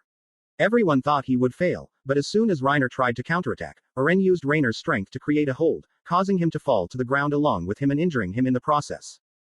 That seems to be the technique Annie uses, Armin said, hanging on the wall as he watched Aren on top of Aren, winning the fight. I have no idea why they're doing what they're doing, but looking at their plan, I see it's full of flaws, Aren thought from his titan form, prompting Reiner, in an effort to turn the tables, to try and attack Aren. They shouldn't have taught me how to fight to begin with. Aren thought, putting Reiner in a hold, grabbing his arm and placing his legs around his neck to apply pressure. Aren watched with a small smile as Reiner's armored arm began to detach, causing the armor on his lower jaw to fall away as well. With a powerful pull, Aren ripped off Reiner's arm. Aren, can you hear me? Hange said with Armin beside her on the ground of the field, looking at Aren, who recognized the voices in seconds. You must flee. Get closer to the wall so you'll be safer, Armin said with determination as Aren looked at him. Their goal is to kidnap you. If you get close to the wall, you'll be safe, Armin said, making Aren nod. In a somewhat abrupt movement for the Legion, Aren jumped, positioning himself near the wall and causing a large gust of air to be made. Despite the lack of an arm, Reiner stood up and looked at Aren, growling. The moment Aren positioned himself on the wall, Hange immediately jumped onto his shoulder, drawing his attention. Aren, to get you out of here, you need to buy some time, as our weapons are ineffective against his armor. If you manage to incapacitate him with one of those keys, we can get you out of here. Aren nodded, leaving Hange amazed and excited at the contact with the Titan. Suddenly Reiner began to walk, but soon the plates on his thighs broke, causing his speed to increase, surprising Aren and the Legion who were there. Aren positioned himself and was tackled by Reiner, making him fall to the ground. Reiner forcefully delivered a blow, but Aren dodged it. TCH, how did he get so fast? I almost dodged that blow. Now it's harder to counterattack, Aren thought with a frown as he watched Reiner, who kept trying to hit him. But in a quick movement, Aren stood up and took a fighting stance, just like Reiner. His legs are exposed, immobilize him. Hange shouted, making Armin nod and, with several maneuvers, cut Reiner's legs, immobilizing him, allowing Aren to put him in a neck lock ready to break his neck. Which was working, as Reiner's neck armor was slowly cracking. Aren saw his victory drawing nearer, as did the Survey Corps, who kept urging him to take Reiner's head. But as Reiner found himself in more trouble, he took action and began to drag Aren to an unknown position. Sorry brat, I don't like unfair battles, but I have a mission, to take these two home. Said Naruto, appearing in the air with 3D maneuver gear, causing Aren's eyes to widen in his Titan form. The Legion was also surprised to see Naruto controlling the 3D maneuver gear. With a swift movement, Naruto elegantly spun through the air and plummeted down like a falcon, severing Aren's arms in the process. This caused Reiner to roar powerfully, confusing the Legion and Aren. But Naruto simply bit his hand and, with a flash of lightning and a blinding light, transformed into the Jaw Titan. Distracted by this, the Legion was about to attack to defend Aren, but they soon heard something that paralyzed them. Looking towards where the sound was coming from, they realized that the ribs holding the Colossal Titan had broken. They stared in terror as the Colossal Titan began to fall from the wall, making Aren's eyes widen as it came straight towards him. Without further ado, a great explosion of heat shook the area, leaving those on the wall unconscious, but Armin resisted and saw as Reiner got up and Naruto bit Aren's neck, pulling his body out with his hand, and Bertolt came out of the Colossal's neck and took Yumir in his arms and with the maneuvering gear hooked onto Reiner's shoulder and Naruto hung from his back with Aren in his hand. Time skip.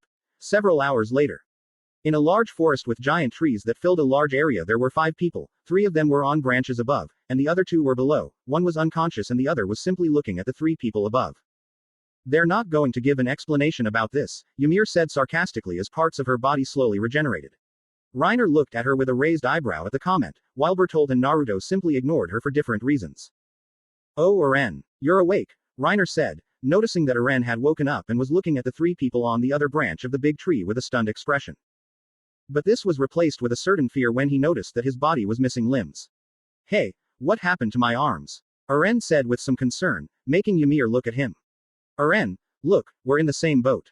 It seems today isn't our day, Ymir said, with a hint of mockery at the end of his sentence. I'm sorry about that. It's Naruto's fault. When he bit you on the back of the neck, he forgot not to damage your limbs, Reiner said with a serious expression.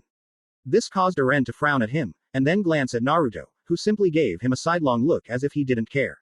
Seeing this, Aren was about to bite his arm, ready to transform, much to the fear of Reiner and Bertolt. Naruto, on the other hand, simply drew his knife, ready to transform. But Aren was stopped by Ymir, who made him look down at the ground. No, Aren, it's too dangerous to transform here. There are too many titans here. You wouldn't get out and you would die, Ymir said, making Aren frown, knowing she was right. Yes, you practically can't start a fight now. Don't act smart. Your bodies are now injured. Only repairing the damage will take away everything you have left, Reiner said with his arms crossed, making Aren frown. Idiot, why would I believe anything that comes out of your mouth? Aren said hatefully, causing Ymir, Reiner, and Bertolt to look at him, while Naruto stood up this time, drawing the attention of Aren and Ymir. Very simple, brat, unless you want to die immediately, either by your own hand or mine, Naruto said in a cold voice, looking with his icy blue eyes at Aren, who gritted his teeth and frowned at Naruto. Seeing the tension, Ymir intervened. Hey Reiner, didn't you say you'd talk to Aren when he woke up? You know, tell him what they're going to do with us. Ymir said naturally, making Reiner look at her and nod. We will take them to our home, but we will wait until nightfall since there are too many active titans in the area, therefore, their escape plans and our retreat must be saved for nightfall, said Reiner with a frown, causing Ymir and Aren to look at him, making Aren frown as well. But I don't understand something, Reiner.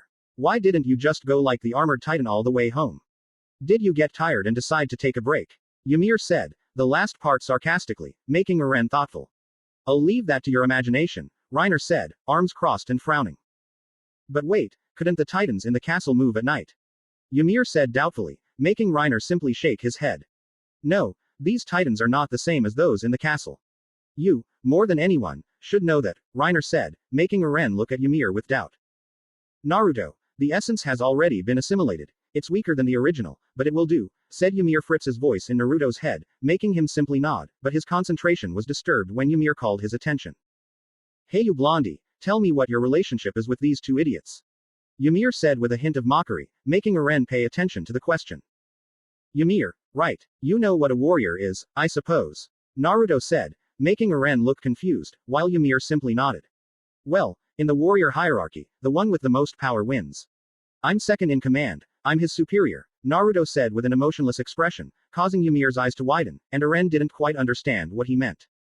I see. That means the one in charge is the one who controls those titans, Ymir said thoughtfully, while Reiner and Bertolt frowned at the mention of the war chief. After that, a long silence was witnessed for a few hours, but it was ended by Ymir who waved her hand in an effort to remove the heat that was on top of her. Reiner, I'm very hot, could you give me some water? I'm about to dry up and die, Ymir said, making Reiner look at her and shake his head. That sounds like a very urgent situation, but we're in a place with no water nearby, Reiner said, making Ymir sigh. Oh, could this get any worse? Ymir said resignedly as she sighed.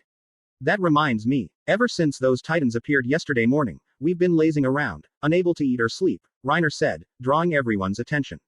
It's good that the wall hasn't been breached. But I think we deserve a break. Perhaps we can be promoted later, Reiner said, catching the attention of Naruto and Bertolt, who were looking at him strangely. Reiner, Bertolt said with some nervousness in his eyes while Naruto frowned, knowing where this was going.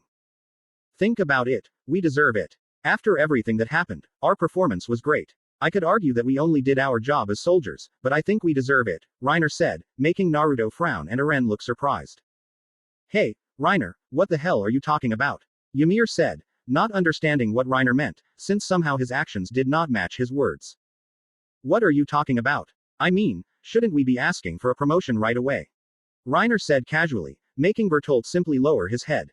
That's not what I asked, Ymir said, seeing that Reiner didn't seem to understand what she meant, while looking at Reiner as if he were crazy. That's right, where you found that cannon, that saved me, Reiner said matter-of-factly, causing Ymir to look at him with doubt, as if he were speaking to his friends and not his hostages. And the way Krista covered my wound. I think she liked me. In fact, Naruto, I think Krista looks like Isabel, don't you think? Reiner said casually. Naruto tensed up at the comment, which Ymir and Bertolt noticed. Hey, do you want to screw us over? Aren said with a murderous look on his face as he watched Reiner's performance. Why are you angry, Aren? Did I say something wrong? Reiner said, not understanding the reason for Aren's anger. If you want to die so badly, just say it already. Aren said furiously at Reiner's actions, but he was stopped by Ymir. Wait, Aren, it seems there's somewhere to go, isn't there, Bertolt? If so, say it already, said Ymir, looking at Bertolt, who simply looked sadly at Reiner. Reiner, don't you remember? We're not soldiers, Naruto. You and I are warriors, Bertolt said, causing Reiner to freeze and have several memories suppressed. That's right. That's how it was, Reiner said, kneeling down and beginning to wonder what was happening to him. Huh, what's wrong with him? Aren said with a cold stare, making Naruto frown and Bertolt simply lower his head. Isn't it obvious? His conscience made him create another personality to bear the guilt for all his actions, making him forget whether he was a warrior or a soldier, Naruto said coldly, causing Aren's eyes to widen, and Ymir simply nodded in agreement with Naruto's statement. You must be joking. After everything you did, you're trying to play the victim. What exactly do you want to achieve? Aren said, his gaze cold and full of hatred for Reiner. Tell me, Bertolt, why did you let me trust you back then, you damned bastard? I told you all about what happened to me, about how I saw my mother being eaten alive, didn't I? Aren said coldly to Bertolt, who simply avoided his gaze, while Naruto raised an eyebrow at what he was hearing. Because of you, when you destroyed the wall, a small piece of rubble fell into my house, trapping my mother and making it impossible for her to escape. You remember, right? I told you what happened to me. Tell me, what were you thinking at that moment? Aren said, looking at Bertolt, who simply glanced at him sideways. I'm sorry, Bertolt said, causing everyone to fall silent. Naruto, knowing what was coming, simply sighed. Oh, I see. You guys aren't soldiers or warriors. You're murderers. You're just plain murderers who killed innocents in cold blood. Aren said, directing his hateful words towards Reiner and Bertolt, while Naruto simply sat on the branch and watched what was about to happen. You think I don't know? I don't need you to remind me. Reiner said furiously, causing Aren to react in the same way. Then stop pretending to be one of us. You can no longer call yourselves human. You're responsible for turning this world into hell. Aren said furiously, glaring at Reiner, who was gritting his teeth. Meanwhile, Naruto looked at Aren and saw that while he had a point, he was also wrong. What do you want us to do? We know an apology won't do any good. Reiner shouted at Aren, who remained silent for a few seconds. Of course. I'm still alive. Whatever it takes, I'll make them suffer the most horrendous deaths possible, Aren said with a demented look, leaving Bertolt and Reiner unfazed by the threat. Aren. Right. Naruto said, drawing Aren's attention and Ymir's as well. I understand you're suffering. But there's something you're wrong about. Maybe these two have made your world a living hell. But let me tell you, beyond the horizon, the world is a mess, Naruto said in a cold voice, making Aren look at him confused, not understanding what he meant. The blonde one is right, Aren. Besides, if you keep going like this you won't get anywhere, Ymir said, making Aren even more confused. Tell me, Reiner, that monkey-faced titan. He has something to do with this, doesn't he? Ymir said, making both Reiner and Bertolt tense up. Monkey. I don't know what you're talking about, Reiner said, trying to hide that information, but Ymir easily saw through his lie. What do you mean you don't know him? But when we were at the castle, you and Bertolt seemed to recognize him, Ymir said with a confident smile, making Aren look at her doubtfully. Monkey. What are you talking about? Aren said doubtfully, making Ymir look at him. There's a titan behind all this, and from what I understand, he's the superior of those three, isn't that right, Blondie? Ymir said, looking at Naruto, who simply nodded, making her smile. I wonder if he's trying to assess our strength. I think they're trying to reach him, because if they find him along with the Blondie, they can return home, Ymir said, while pondering how strong the beast titan was to be in command. How do you know that? What else do you know? Tell me everything, Aren said furiously, making Ymir look at him. Calm down, I have things to worry about, Ymir said, confusing Aren, which made him furious. What the hell does that mean? Aren said, somewhat desperate at not finding any answers, making Ymir look at him. Aren, if you think that killing those three will fix everything, you're wrong. They are not the true enemy of humanity, Ymir said, causing both Reiner and Bertolt to tense up, but Naruto simply kept his emotions under control with a blank stare. So who is the enemy? Aren said desperately, searching for that answer. If I tell you that, You can, Ymir said, but was interrupted by Reiner. Ymir, do you think there's a future for this world? Reiner said, drawing Ymir's attention. If you can answer, perhaps you should think before you speak. It's still possible for you to join us, Reiner said, looking at Ymir, who didn't seem willing to give in. And what other option do I have? I can't trust you, and you can't trust me, Ymir said, frowning at Reiner. You're wrong about that. We trust you because we know that all you want is to protect Krista, Reiner said, making Ymir's eyes widen. If you join us, she'll be safe and you can be with her in peace. Besides, do you think that by staying with Aren, he'll be able to protect her from the real enemy? Reiner said, trying to convince Ymir, causing her to look at Aren and frown, leaving him confused. I don't know, I don't trust you yet, being the true enemy of humanity, Ymir said, but something stopped her from speaking. Clap. A snapping sound was heard, causing everyone to feel an electric current pass through their necks, even Aren. Instinctively, all the Titan power wielders looked at Naruto, who had a cold gaze that sent a chill down everyone's spine. His once light blue eyes transformed into an electric blue with a strange pattern in them, similar to that of a strange sun, causing Reiner, Bertolt, and Ymir to be surprised. Huh, I think that's enough, Ymir. Aren't you talking too much? Whether you like it or not, you're coming with us, Naruto said coldly, making both Aren and Ymir feel a knot in their chests. TCH, and to think that a guy like him would have the coordinates in his possession, Ymir thought, frowning at Naruto, while Aren didn't understand what was happening. Naruto, how did you do that? Reiner said, surprised, looking at Naruto, who sighed and blinked, making his eyes return to normal. Direct connection to the source, said Naruto, confusing everyone except Bertolt, who knew what he meant. What? Reiner said, but he was interrupted by the sound of flares that indicated only one thing. The Survey Corps is approaching, Bertolt whispered as he and Reiner turned to look at Aren and Ymir, who were already regenerating. So, Ymir, are you coming with us? Naruto said with a hint of teasing, making Ymir smile back. What other option do I have? With what you just did you showed me that there is no hope left for this world, Ymir said with a mocking smile, making Aren surprised by the statement. Good answer. It's time to go, said Naruto as he signaled to Reiner and Bertolt. Yes, but we can't go back yet, we need the coordinate, although we have to go back for Annie anyway, Reiner said, making Naruto nod, as did Bertolt. Hey Bertolt, when we get back to Annie, confess your feelings to her, Reiner said naturally, startling Bertolt and making Naruto give a small, mocking smile, which made the other two smile as they saw Naruto smile. After that, Naruto stayed and chatted with Bertolt about the subject, but shortly after Reiner came down to gag Aren, he couldn't help but have a small, mocking smile at the resistance he put up. After a few minutes, Aren fell unconscious from the hold Reiner was applying. Taking Aren on his back, Reiner used his 3D maneuver gear, ready to escape along with Bertolt, who was carrying Ymir on his back, and Naruto, who was alone with his 3D maneuver gear. For now we'll go where there are no Titans, we'll do everything we can to get away, my Titan is slow, if they surround us I won't be able to protect you, said Reiner as he maneuvered between the giant trees. Then why don't we go during the night? Ymir said from behind Bertolt while Naruto simply watched the Legion getting closer and closer. Don't worry Reiner, in case that happens I have an ace up my sleeve, said Naruto as he took a small vial out of his pocket. The moment Naruto said that, Ymir finally realized that the Legion was approaching.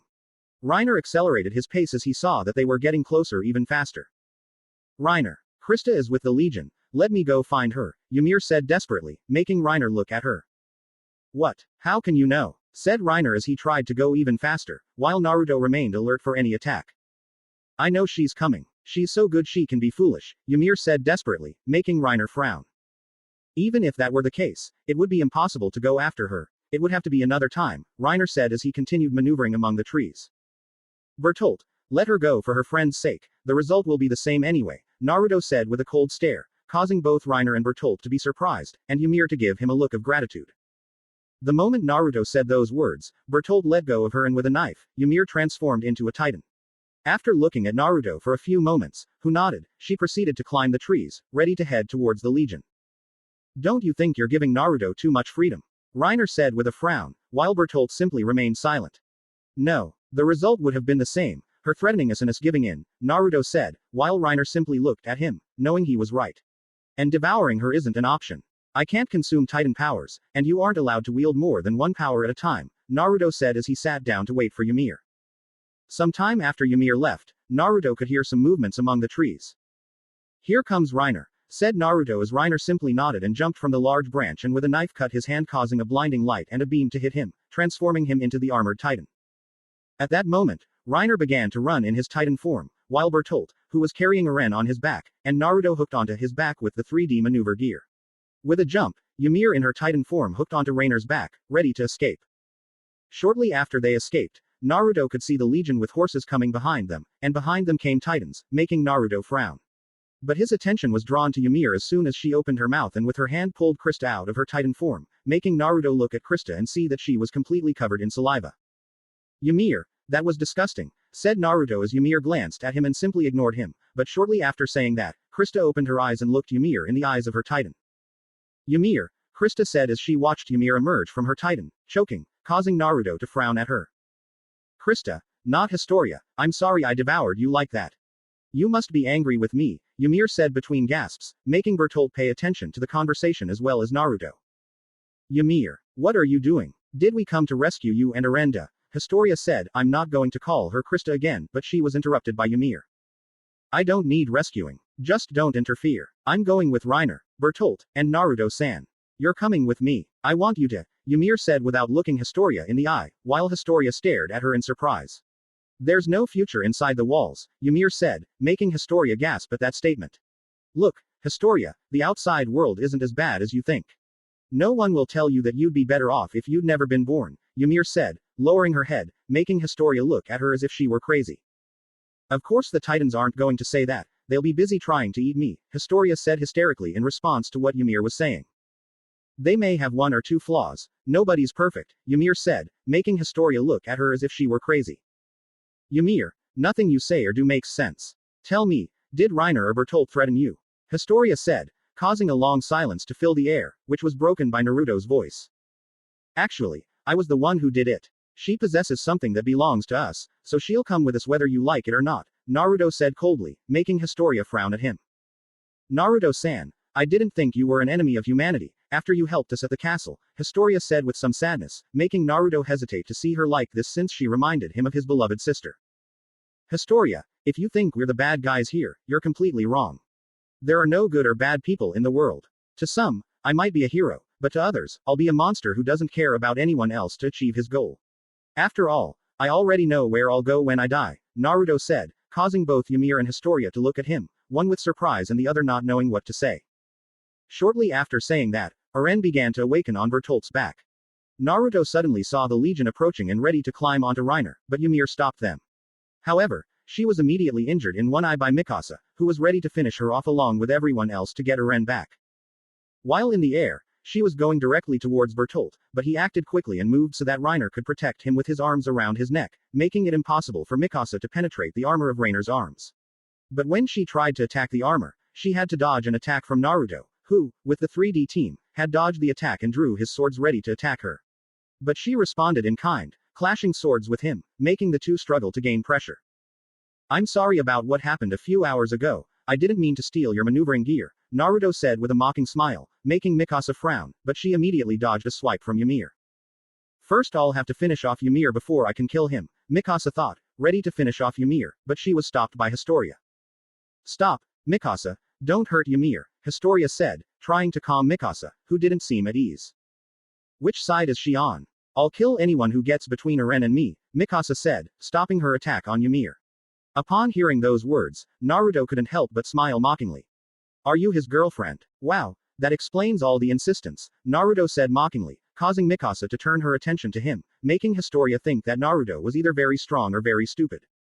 Mikasa, Ymir has no choice because if she doesn't go with the three of them, they will kill her, Historia said, making Mikasa look at her with doubt. Reiner, I'll take care of the Legion.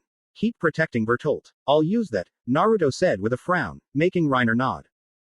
When Naruto was ready, he took a running start and pulled out the vial to transform, but he was interrupted when a sword from Team 3D pierced his chest and another cut his hand. Upon seeing the attacker, Naruto saw Mikasa with Team 3D behind him. He was about to speak, but the moment he did, only blood came out of his throat. TCH, damn it, I got cocky, said Naruto as he fell to the ground, alarming Reiner. They couldn't rescue him, but they couldn't leave him there either. Even I know that was stupid, you should have seen it coming. The Ackermans are very agile, you more than anyone should know that, said Ymir Fritz's voice in Naruto's head, making him groan, knowing she was right. Instead of making fun of me, you should help me, Naruto whispered, since without an arm and with a wound on his chest, it was going to take him a while to regenerate. Alright, but next time, I expect you to be more careful, said Yumir's voice, making Naruto nod. As he was about to fall to the ground, he broke the vial he was holding, spilling blood and causing a beam of light to strike his location and a blinding light to distract everyone in the area. Where Naruto was standing, there was a 15-meter tall titan. It had a slim but muscular build, its body was completely covered in skin, it had pointed ears and blonde hair, its mouth looked like that of a normal human, only it extended beyond the cheeks, making its knife-sharp teeth visible in the cheek areas. What? Another titan? A soldier said fearfully upon seeing Naruto's titan form, while Naruto stomped his feet, causing several pillars of earth to appear out of nowhere, killing some soldiers while others dodged them. A titan that controls the earth, what the hell? Said one of the soldiers, seeing that the titan began to run in the direction where Reiner was. But when they did so, they realized that a horde of titans, led by Commander Erwin, was approaching them. TCH Reiner, we're in trouble right now, said Naruto in his titan form upon seeing the horde of titans coming in front, but at Naruto's words, Reiner simply picked up speed and forcefully tackled the horde of titans coming in front. But when they did, they were trapped among the horde of titans. Ymir did her best to defend Historia while Reiner couldn't move. Naruto did everything he could to kill the titans, but there were too many of them. A group tried to jump and knock Naruto down, making Reiner worry. But Naruto suddenly made spikes come out of his back, piercing the titans and killing them in the process, since some had hit their vital points. But while they were dealing with that problem, the Legion was approaching, ready to rescue Aren. They took advantage of the fact that both Reiner and Naruto were dealing with the titans to free Aren. After Armin approached Bertolt and distracted him, Erwin freed Aren, surprising Bertolt. Soldiers, retreat, Erwin shouted as the soldiers obeyed his orders and began to leave the place with Aren. But before they could even leave, a titan suddenly fell from the sky, causing them to look for the cause.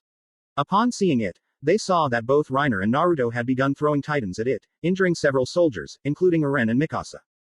Naruto, now free from the group of titans, ran in his titanic form with the goal of going after Aren, but shortly after doing so he felt his legs giving out. No, not yet, I need more time, please Ymir, Naruto thought, watching his titan fall out of nowhere, making the Legion wonder what had happened. I knew that using your true titan would consume more of your energy, but by combining it with the Warhammer Titan, I believe it accelerated the process. Using two powers at the same time is dangerous, I've already told you, said Ymir Fritz, causing Naruto to feel a wave of fatigue throughout his body, forcing him to exit his titan form. With the 3D maneuver gear, he proceeded to approach Aren, ready to bring him back. Get away from me once and for all, you bastard. Aren said angrily as Mikasa lay injured on the ground, while Naruto did his best to stay standing in front of him. TCH, you've complicated this mission too much. I swear that when we get back home, I'll remove the power you carry inside you from your corpse, Naruto said, frowning. But he was surprised, as was Aren, because a titan was just a few meters away from them. Naruto was surprised because that titan seemed familiar to him for some reason, while Aren was shocked because that titan was the one that had murdered his mother. No, it can't be, said Aren as he watched the smiling titan approaching. The titan had a large torso and thin hands and legs, while a large smile was on its face. It had somewhat long blonde hair. Damn, seriously, right now, Naruto whispered as he saw the titan approaching, he currently didn't have the strength to transform. When the titan was close enough, it tried to attack Aren and Mikasa, but this attack was stopped by a man who looked old, had blonde hair, and wore a military police uniform. Hannes-san, Aren said in surprise, watching as the man cut the palm of the smiling titan's hand, while turning to look at them with a smile. What are the odds? I'll avenge her mother by cutting that thing to pieces, Hannes said with a smile, as he proceeded to finish off the smiling titan, but it seemed he didn't have it so easy since Hannes didn't seem to know how to use the 3D equipment properly. Seeing the disadvantage, Mikasa struggled to her feet and tried to go help him, but was stopped by Aren. Stop, Mikasa, you're hurt. Untie me. I must be the one to destroy the titan, Aren said, making Mikasa untie him. Ignoring Naruto, who was about to faint, Aren positioned himself in front of them and bit his still regenerating hand. When Naruto saw him trying to transform, he simply laughed mockingly, making Aren glare at him with hatred. You can't transform, brat. Didn't you hear what Reiner told you a few hours ago? You have to wait to regenerate, said Naruto, falling to his knees as fatigue slowly overtook him. I have to try. I can't let Hannes-san be devoured, Aren said as he bit his hand repeatedly, drawing blood. Naruto frowned, but his attention shifted when Hannes cut the smiling titan's heel, causing it to fall to its knees. Hannes smiled at this, but that smile quickly turned to fear as the smiling titan ate him with its hand. Aren and Mikasa looked on in shock, while Naruto simply frowned at the sight. The moment the smiling titan ate Hannes, something inside Aren broke, and he fell to his knees with tears in his eyes. Ha ha. Suddenly Mikasa was trying to cheer Aren up, but Naruto couldn't hear her, but he felt a chill when the sight of a giant titan was above them. Damn it, if he doesn't get out alive, this will all have been for nothing. Aren, give me your hand. Naruto said desperately, causing both Mikasa and Aren to look at him in confusion. I don't want your help. You are an enemy of humanity. I will get up as many times as necessary without help and I will move forward.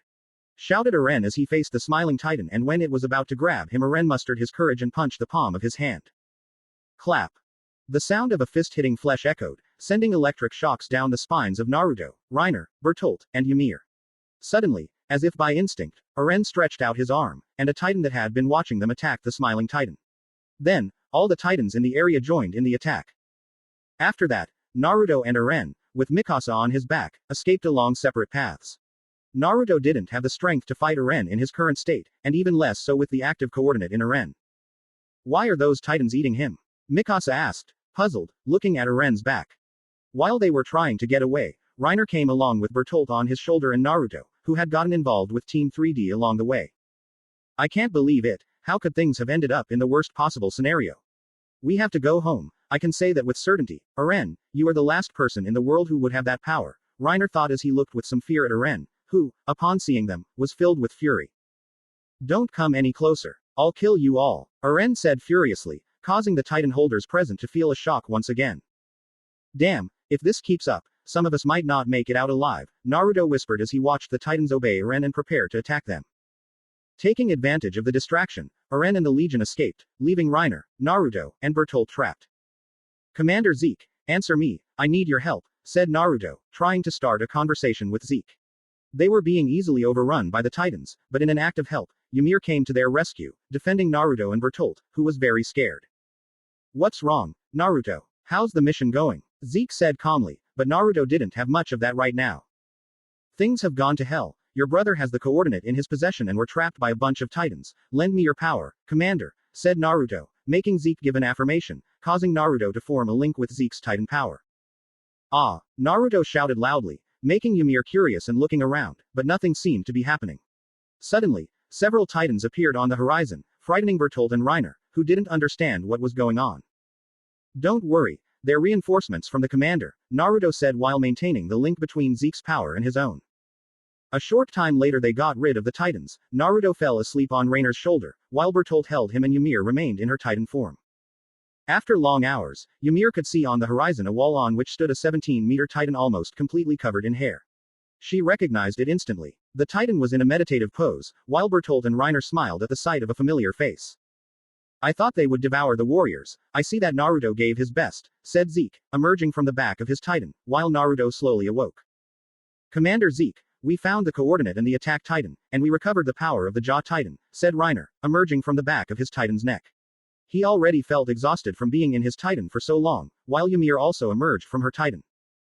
You are the current leader of the warriors. The last time I heard of the beast titan it wasn't being used on the front lines, Ymir said slyly, drawing Zeke's attention, who frowned. That's right, for a thief you know a lot, said Zeke while frowning, as Naruto woke up and contemplated the scene, drawing Ymir's attention. I want to ask you something, Blondie. How is it that both you and that blockhead Aren possess the founding titan? That's impossible as far as I know. And how is it that you also possess the Warhammer Titan if it was only possessed by the Tiber bloodline? Ymir said, causing both Reiner and Bertolt to frown at everything Ymir knew. That's information I can't reveal to you, but what I can tell you is that I don't possess those two powers, said Naruto as he took the 3D equipment and went to the top of the wall. Immobilize her and keep her under surveillance. I have things to discuss with Naruto, Zeke said as he headed in the direction Naruto had gone. Sitting on the roof of a house was Naruto watching the night, while on the wall were Reiner, Bertolt and Ymir who was being watched by both of them. What happened there? You could have finished them all off with the hammer titan, Zeke said with a frown, while Naruto just glanced at him out of the corner of his eye. An Ackerman happened. I expected one of them to be in his army, Naruto said with a frown, while Zeke sighed at the mention of that clan. If there's more than one, we'll be in trouble. After all, they are the sword of the crown for a reason, Zeke said as he looked up at the dark sky. I am the sword and the crown, isn't that even better? Naruto said with a half smile as he looked at Zeke, who simply nodded. You're right. I swear that after you complete your mission, we'll find your sister, Zeke said, making Naruto simply lower his head, hiding his eyes, but nod. Commander Zeke, if the whole plan goes well, that won't be necessary, Naruto said with a cold stare, while Zeke was surprised by his statement. Naruto, you're not talking about, Zeke said with a surprised expression, as he realized something. Naruto understood the power of the Titans far too well. Not completely, but more than any other warrior. Naruto didn't know this, but secretly the nation of Marley feared him, as many said he alone could unleash the rumbling. Because of this, many of the high-ranking officials refused to let Naruto go on this mission, but they were completely convinced by Commander Magath, who said it was necessary if they wanted the mission to be a complete success. Commander Zeke, once all this is over, Eldia will be a free nation, I promise, said Naruto as he got up from the roof and headed to a place to sleep. Naruto, I can assure you that you will be the one to end this cycle of hatred, Zeke said softly as he watched Naruto sleeping on top of the wall near the campfire that Reiner and Bertolt had made, while Ymir was being watched over by Peak, who was being used in her Titan form like a plush toy by Naruto, but this did not bother her. A man's voice spoke, the man wearing scientific clothing. The man was observing a large container which held a child who had a respirator covering his nose and mouth. It should be noted that the child was naked, the child who was there had blonde hair and pale skin. I don't know, but the government is looking for an answer to the event that seems inevitable, one of the scientists said to his colleague, who looked at him doubtfully. The scientist replied, at the end of the Age of Titans, as far as we know, it seems that even though we have an advantage in territorial conflicts thanks to the Eldians and their strange blood, the High Command knows that in the not-too-distant future that won't be of any use. The scientist frowned, while the other nodded, knowing he was right. Yes, I understand, but I feel that what we are creating goes beyond our understanding. We even did studies on current warriors, but I still feel that there is no clear explanation for the power they possess, the scientist said doubtfully, while the other observed the child in the container. Perhaps you're right, but even so, just as we suspected, we managed to get this child into contact with matter itself, successfully obtaining the power of his ancestor, but apparently with certain restrictions. He still seems a little unstable, but little by little he's assimilating it, said the other scientist while, like his companion, he observed the container. If I remember correctly, his name is Naruto. Naruto Uzumaki, our test subject 204B, brother of test subject 205B. If his brother managed to assimilate the power of the Titans, she will too. Prepare the testing room. It's time to subject her to an assimilation process, said the scientist, causing his colleague to leave the room and leaving the scientist with the child, who, as he stared at him, suddenly opened his eyes. Naruto suddenly woke up, somewhat agitated, looking around and noticing that they were still in Shiganshina, in one of the abandoned houses. Noticing this, he sighed, looked around, and saw Reiner and Bertolt resting at the top of the wall, while Peak didn't seem to be nearby, so he assumed she was on guard. But looking more carefully, he noticed that Zeke was awake by the campfire, but what he found strange was that Ymir was with him. Taking the 3D maneuver gear, he climbed the wall and approached the campfire. What are you doing up at this hour, Ymir, Commander? Said Naruto, sitting down next to the two of them by the campfire. Zeke, noticing this, gave him a slight greeting since he was drinking coffee, while Ymir simply stared at the campfire with a frown. At this, Naruto sighed. I was just accompanying the prisoner anyway. Dawn will break in a few hours, Zeke said, taking a sip of coffee, while Ymir didn't seem to react to what he said. Seeing this, Naruto decided to act. Ymir, why so serious? Thank goodness I intervened and they didn't put you in one of Peak's barrels, said Naruto with a friendly smile. Even though Ymir didn't notice, Naruto acted kindly even towards his enemies. Proof of this is that he didn't kill Mikasa when he had the chance. I suppose I should thank you, but I think the barrel would be better anyway. As soon as they capture Aren, we'll return to Marley and I'll be devoured, Ymir said with a frown, while Naruto nodded, being honest with her. Ymir, I can't lie to you, it's true, but keep in mind that Ymir Fritz's curse seems to be almost fulfilled on you, if I'm not mistaken. Besides, I think there's a warrior who's more qualified to wield the Jaw Titan, Naruto said, referring to the brother of the former Jaw Titan holder. Ymir simply shrugged as if it didn't matter, while Zeke observed the interaction with little to no interest, his gaze fixed on the horizon.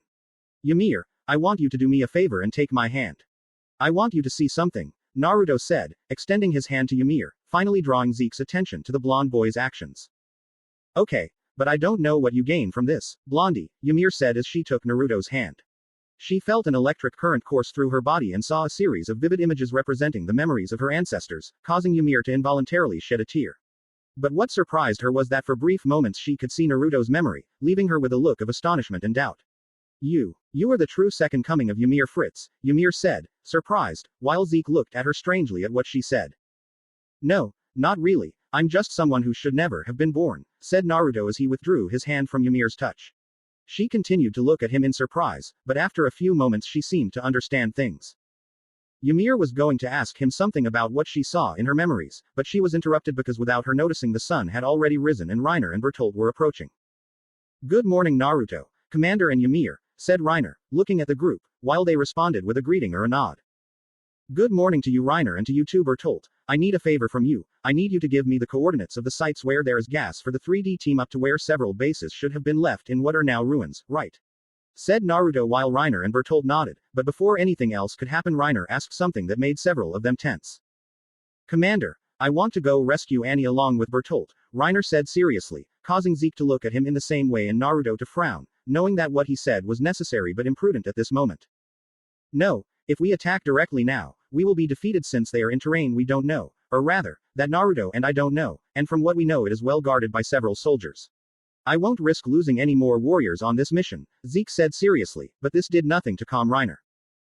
"We have 5 Titan powers against 1, we can invade the walls and end this once and for all," Reiner said with a frown. Naruto didn't say anything to what he said, but he still thought it was absurd. Bertolt didn't say anything while Ymir observed the conversation since her power was being taken into account in it. "No, do you think invading the walls is going to be as easy as when you were kids? If you think that, you're wrong. If these people learn from their mistakes, you can be sure that none of us will get out of this alive," Zeke said with a frown, while Reiner gritted his teeth. Naruto was prepared to intervene if things escalated. "Can't you see that Annie is being tortured by those demons? With Naruto's power, we could easily finish them off. Don't you see that?" Reiner said in frustration, while Zeke remained serious. "I said no, warrior, unless you wish to defy my orders and fight to be the commander here," Zeke said, the last part jokingly, but Reiner, in an act of courage or stupidity depending on how you look at it, looked seriously at Zeke. "I, Reiner Braun, challenge you for the position of leader of the warriors," Reiner said seriously, surprising Bertolt and Ymir, while Naruto sighed and slapped his face at what was to come. "I must say you have initiative, warrior, so let's begin the fight," said Zeke, jumping off the great wall and biting his hand. A lightning bolt struck him, quickly illuminating the area. When the lightning faded, the beast titan had dug its claws into the wall, gently falling to the ground. As it did, its yellow eyes with black markings looked at Reiner, who frowned and did the same, only this time Zeke moved away from the wall and therefore away from Reiner. "Reiner can do that. Challenge for the leadership of the warriors," Ymir said in surprise as she watched the armored titan drop the plates protecting his calf. "Technically, yes, he can, but this is rarely used. As far as I know, the armored titan was the former leader of the warriors, but this command was passed to Zeke without a fight by Commander Magath. We warriors have certain rules. One of them is not to have more than 1 titan power, unless the situation warrants it. Another is that we can challenge to be the one who leads the other warriors, but if he loses, he will have to face the war council, and his power may be transferred to another warrior," said Naruto as they sat on the Great Wall, as did Ymir, who was curious about what was going to happen, while Bertolt watched the armored titan with concern. Without thinking twice, Reiner launched himself towards the beast titan, but to his surprise, it got down on all fours, like monkeys do, and escaped the armored titan's onslaught. Suddenly, Reiner's vision blurred as Zeke grabbed debris from several houses in the area with both hands and threw it at Reiner's face. With a quick movement of his hand, Reiner dispersed the dust, but as he did, he felt a pain in his chest as if a projectile had hit him. And he wasn't far from the truth, as Zeke found a decent-sized rock nearby and threw it at Reiner with force, causing the armor on his chest to crack. "Well, this is over. Reiner doesn't stand a chance against the commander if this keeps up," said Naruto as if he had already expected it, while Ymir watched the fight with curiosity and Bertolt became even more worried by what Naruto said. Reiner, not caring that his chest armor was cracked, charged at Zeke and when he was close enough, tried to land a right hook, but Zeke, who was more agile than the armored warrior, dodged it and hardened his hand, striking Reiner in the face, shattering part of the armor covering his face and exposing his flesh. Zeke, ready to finish this, hardened both hands and forcefully delivered a double blow, one to the cheek and the other to the chest, sending Reiner crashing to the ground. Seeing this, Bertolt grabbed one of the 3D devices and quickly went to save Reiner, pulling him out of his titan. "I won," Zeke said, crouching down to Reiner and Bertolt's level, causing Bertolt to frown. "Annie's rescue is postponed. The priority is recovering the coordinate, don't you think?" Zeke said, then emerged from the back of his titan's neck. "Yes, we'll wait. They'll come to us," Zeke said calmly, cleaning his glasses. "It seems it's decided. Reiner, you're coming with me. Bertolt, take care of Ymir," said Naruto, landing with Team 3D. Zeke remained silent, agreeing with Naruto. Taking Reiner, Naruto carried him to the wall, knowing he was exhausted. With a whistle, Naruto caught Peak's attention, who was on the other side of the wall. She climbed the wall in her Titan form, and when she reached the top, she placed Reiner on her back. Reiner seemed to be slowly regaining consciousness. Naruto then mounted him as well and pointed to Peak, who descended the wall towards Wall Rose. Well, you've woken up, sleeping beauty, said Naruto, looking at Reiner, who slowly managed to regain consciousness. The moment he did, he noticed he was on Peak's back. Realizing he had lost consciousness, he sighed, knowing he had been defeated. So I lost, huh? Reiner said, looking up at the sky with a frown, causing both Naruto and Peak to let out a small laugh, although it sounded strange from Peak since she was in her Titan form. You still lack experience, Reiner. Compared to Commander Zeke, Aren is still a novice in using your Titan powers in a real fight, Naruto said, smiling at Reiner and trying to encourage him. Reiner, seeing what Naruto was trying to do, smiled back. Leaving that aside, what are we doing here? We're close to one of the decoys on Wall Rose, but we're not going to rescue Annie, are we? Reiner said while waiting for a response from Naruto, who hummed a strange melody and looked ahead. You're right, we're not going to rescue Annie. We're looking for gas for the 3D equipment we stole. Maybe we'll need it in the future, who knows? Naruto said, shrugging. Besides, I had to get you away from the commander to prevent you from doing something reckless again, Naruto said with a friendly smile. In other words, they got you out before they kicked your ass again, Peak said, making Naruto let out a small laugh, but he tried to hide it when he saw Reiner, who snorted in annoyance at Peak's comment. TCH, you laugh as if it were easy to beat the commander, can you beat him, huh Naruto? Reiner said with annoyance, but it made Naruto adopt a thoughtful pose. Honestly, to be honest, it would be very easy for me to beat the commander. Even without transforming, it would be even simpler just using the 3D maneuver gear. I don't know if you noticed, but Commander Zeke is very dependent on the situation he's in and the objects around him, and if he doesn't have a large space to move around in, he'll be in trouble, Naruto said with a thoughtful pose, leaving Reiner and Peak puzzled, since Naruto rarely spoke about his ability against other people. If that's the case, why haven't you claimed the position of commander of the warriors? Reiner said doubtfully, while Peak waited for the answer. That's easy. I don't want to be near the higher-ups and besides, it would be a nuisance to take care of brats like you, Naruto said with a smile, causing Reiner to nod in agreement and Peak to lightly hit Naruto's head with her hand at the comment. Don't take it the wrong way, Peak, I wouldn't mind taking care of you, Naruto said with a smile, while Peak said nothing at the comment, ruffling Naruto's hair with one of her fingers. If they've already stopped playing, it seems there's an abandoned base a few meters from here, Reiner said, pointing to the base. Naruto smiled, and Peak stopped walking on all fours to accelerate and start running. When they arrived, they could see what appeared to be a base for the military police. Naruto kicked down the door and realized that the place was empty in terms of weapons. Reiner began searching the shelves to see if there were any supplies. When he looked, he only found bottles of alcohol and a few pieces of bread, but they already seemed to be in bad condition. Did you find anything, Reiner? Said the older blonde man, looking through more almanacs. Just alcohol and spoiled bread, and you? Said Reiner while Naruto stared at the almanac and without saying anything moved it and behind it he found another almanac that apparently had a padlock. Eureka! Said Naruto as he hardened his hand, surprising Reiner with his mastery of the Titan power. When Naruto hardened his hand, he quickly struck the padlock, breaking it in seconds. How did you do that? I mean, is that even possible? Reiner said, surprised, but Naruto ignored him, paying more attention to Reiner. He opened the almanac and saw that there were gas tanks for the 3D team. Instead of asking intelligent questions, help me take this to where Peak is, Naruto said as he began to load the gas tanks, and Reiner joined him in the task. Time skip. 30 minutes later. After a while, Naruto was back on Peak's back with Reiner, who took the opportunity to rest. Naruto looked at the sky and for a moment closed his eyes and took a deep breath. Yumir, are you there? Naruto thought as he immediately received a response. That's a stupid question, Naruto, I can always hear you, said Yumir's voice in his head, making Naruto smile at the answer. I just wanted to make sure, Yumir, do you think we could try it? Naruto thought as he watched the sun slowly begin to set. I'm ready when you're ready, Yumir said. A touch of excitement could be felt in her voice about what was to come. Naruto got off Peak's back, causing her to look at him with doubt, and Reiner to suddenly wake up at Naruto's abrupt movement. They were currently near a forest, causing both Peak and Reiner to look at him with doubt, but this was replaced by fear when they saw a small titan of about 3 meters come out from among the trees who instead of attacking leaned against a tree and closed his eyes since the sun had set. Naruto, what are you doing? Dangerous, let's go, said Reiner, while Naruto ignored him and approached the titan, much to Peak's curiosity and Reiner's fear. Don't worry Reiner, Yumir ready, said Naruto, who only received a sound of affirmation from his ancestor. When he was close to the titan, he touched its abdomen. The Titan did nothing, making Naruto sigh with relief, and taking a deep breath, he closed his eyes. At first nothing happened, but suddenly Zeke and Reiner felt an electric current throughout their bodies and the Titan began to emit steam from its entire body and to the great surprise of Reiner and Zeke, a person emerged from the back of the Titan, a naked man, leaving Naruto astonished by what he had just done. Gah, what happened? I had a strange dream that I couldn't wake up from, the man said with fear on his face, but before he could do anything, his head detached from his body, causing a large pool of blood to form and splatter Naruto, who was responsible for this since his hand was hardened and full of blood. He had cut the man's head off with one slash. Ymir, what have I just done?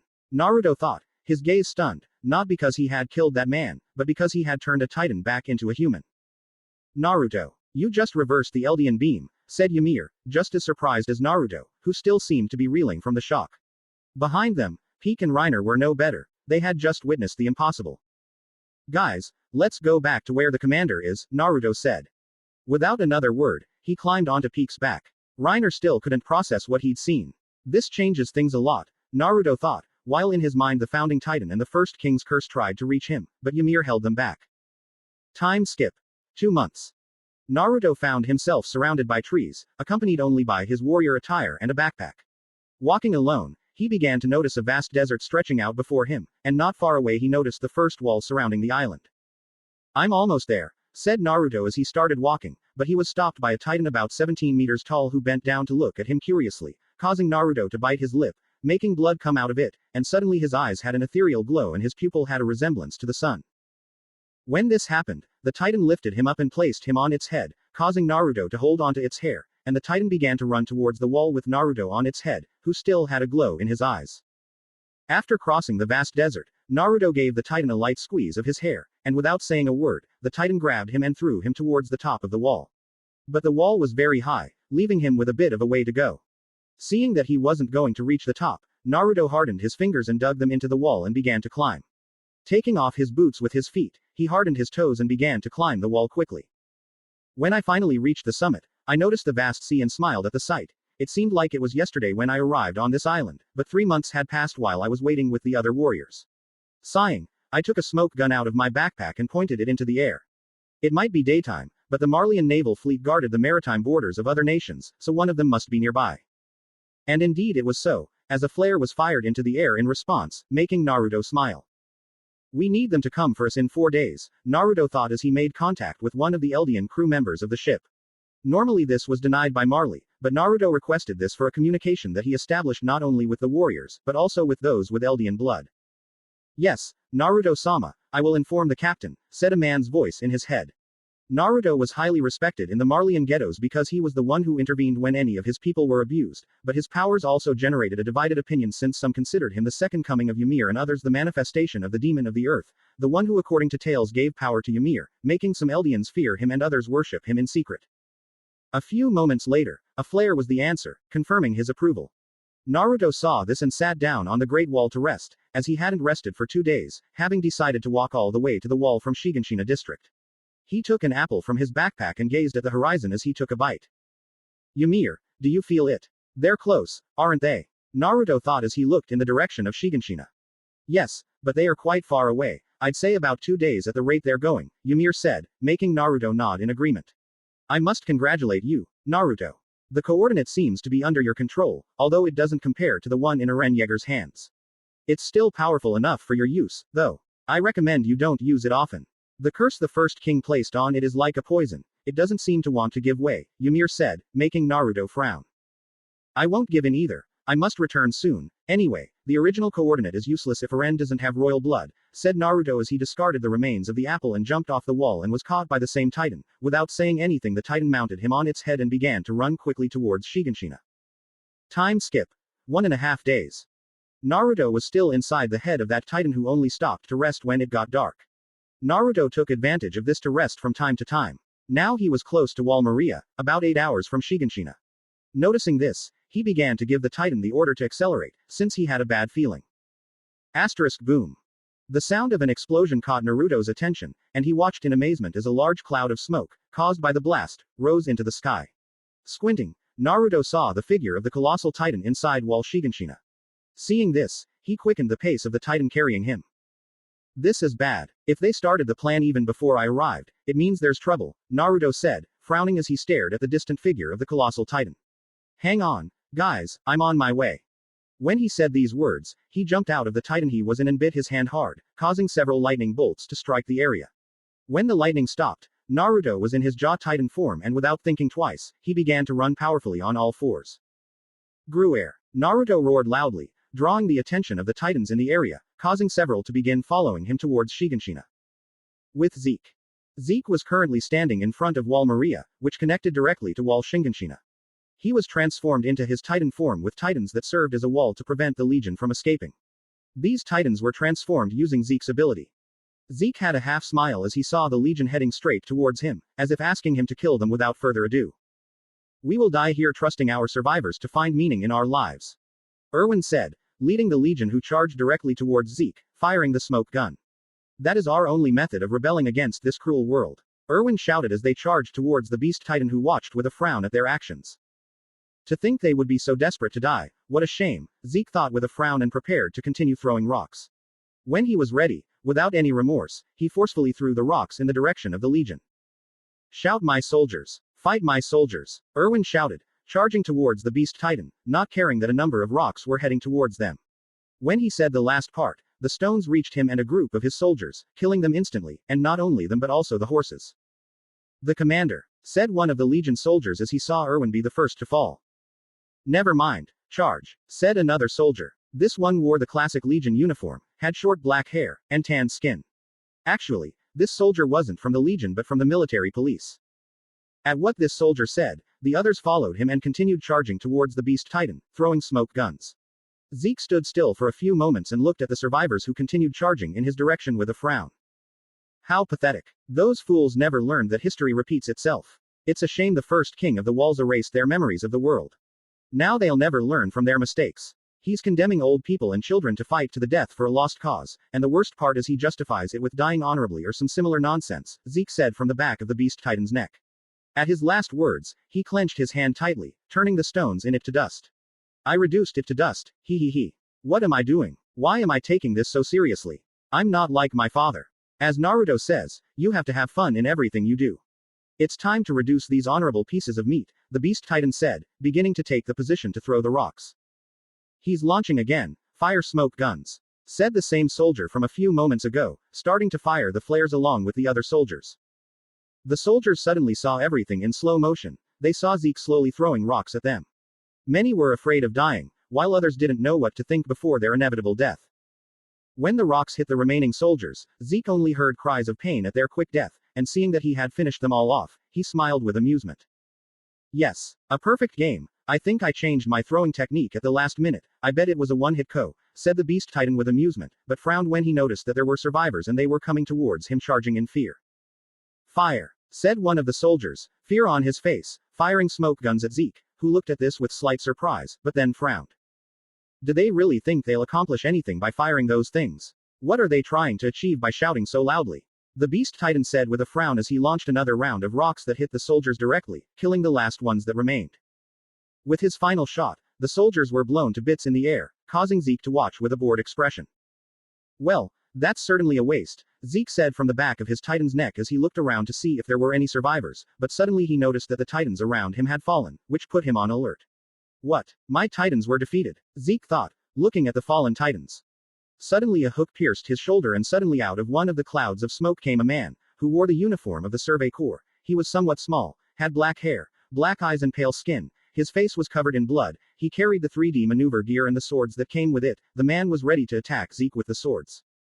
At this, Zeke seemed surprised for a few moments, but then he frowned and with a great roar tried to hit him with his hand, but to his surprise the man dodged his attack and as if it were hot butter, the beast titan's arm was cut to pieces making Zeke look surprised, but then he remembered something that Reiner, Bertolt and Naruto talked about when they were preparing the ground a few days ago.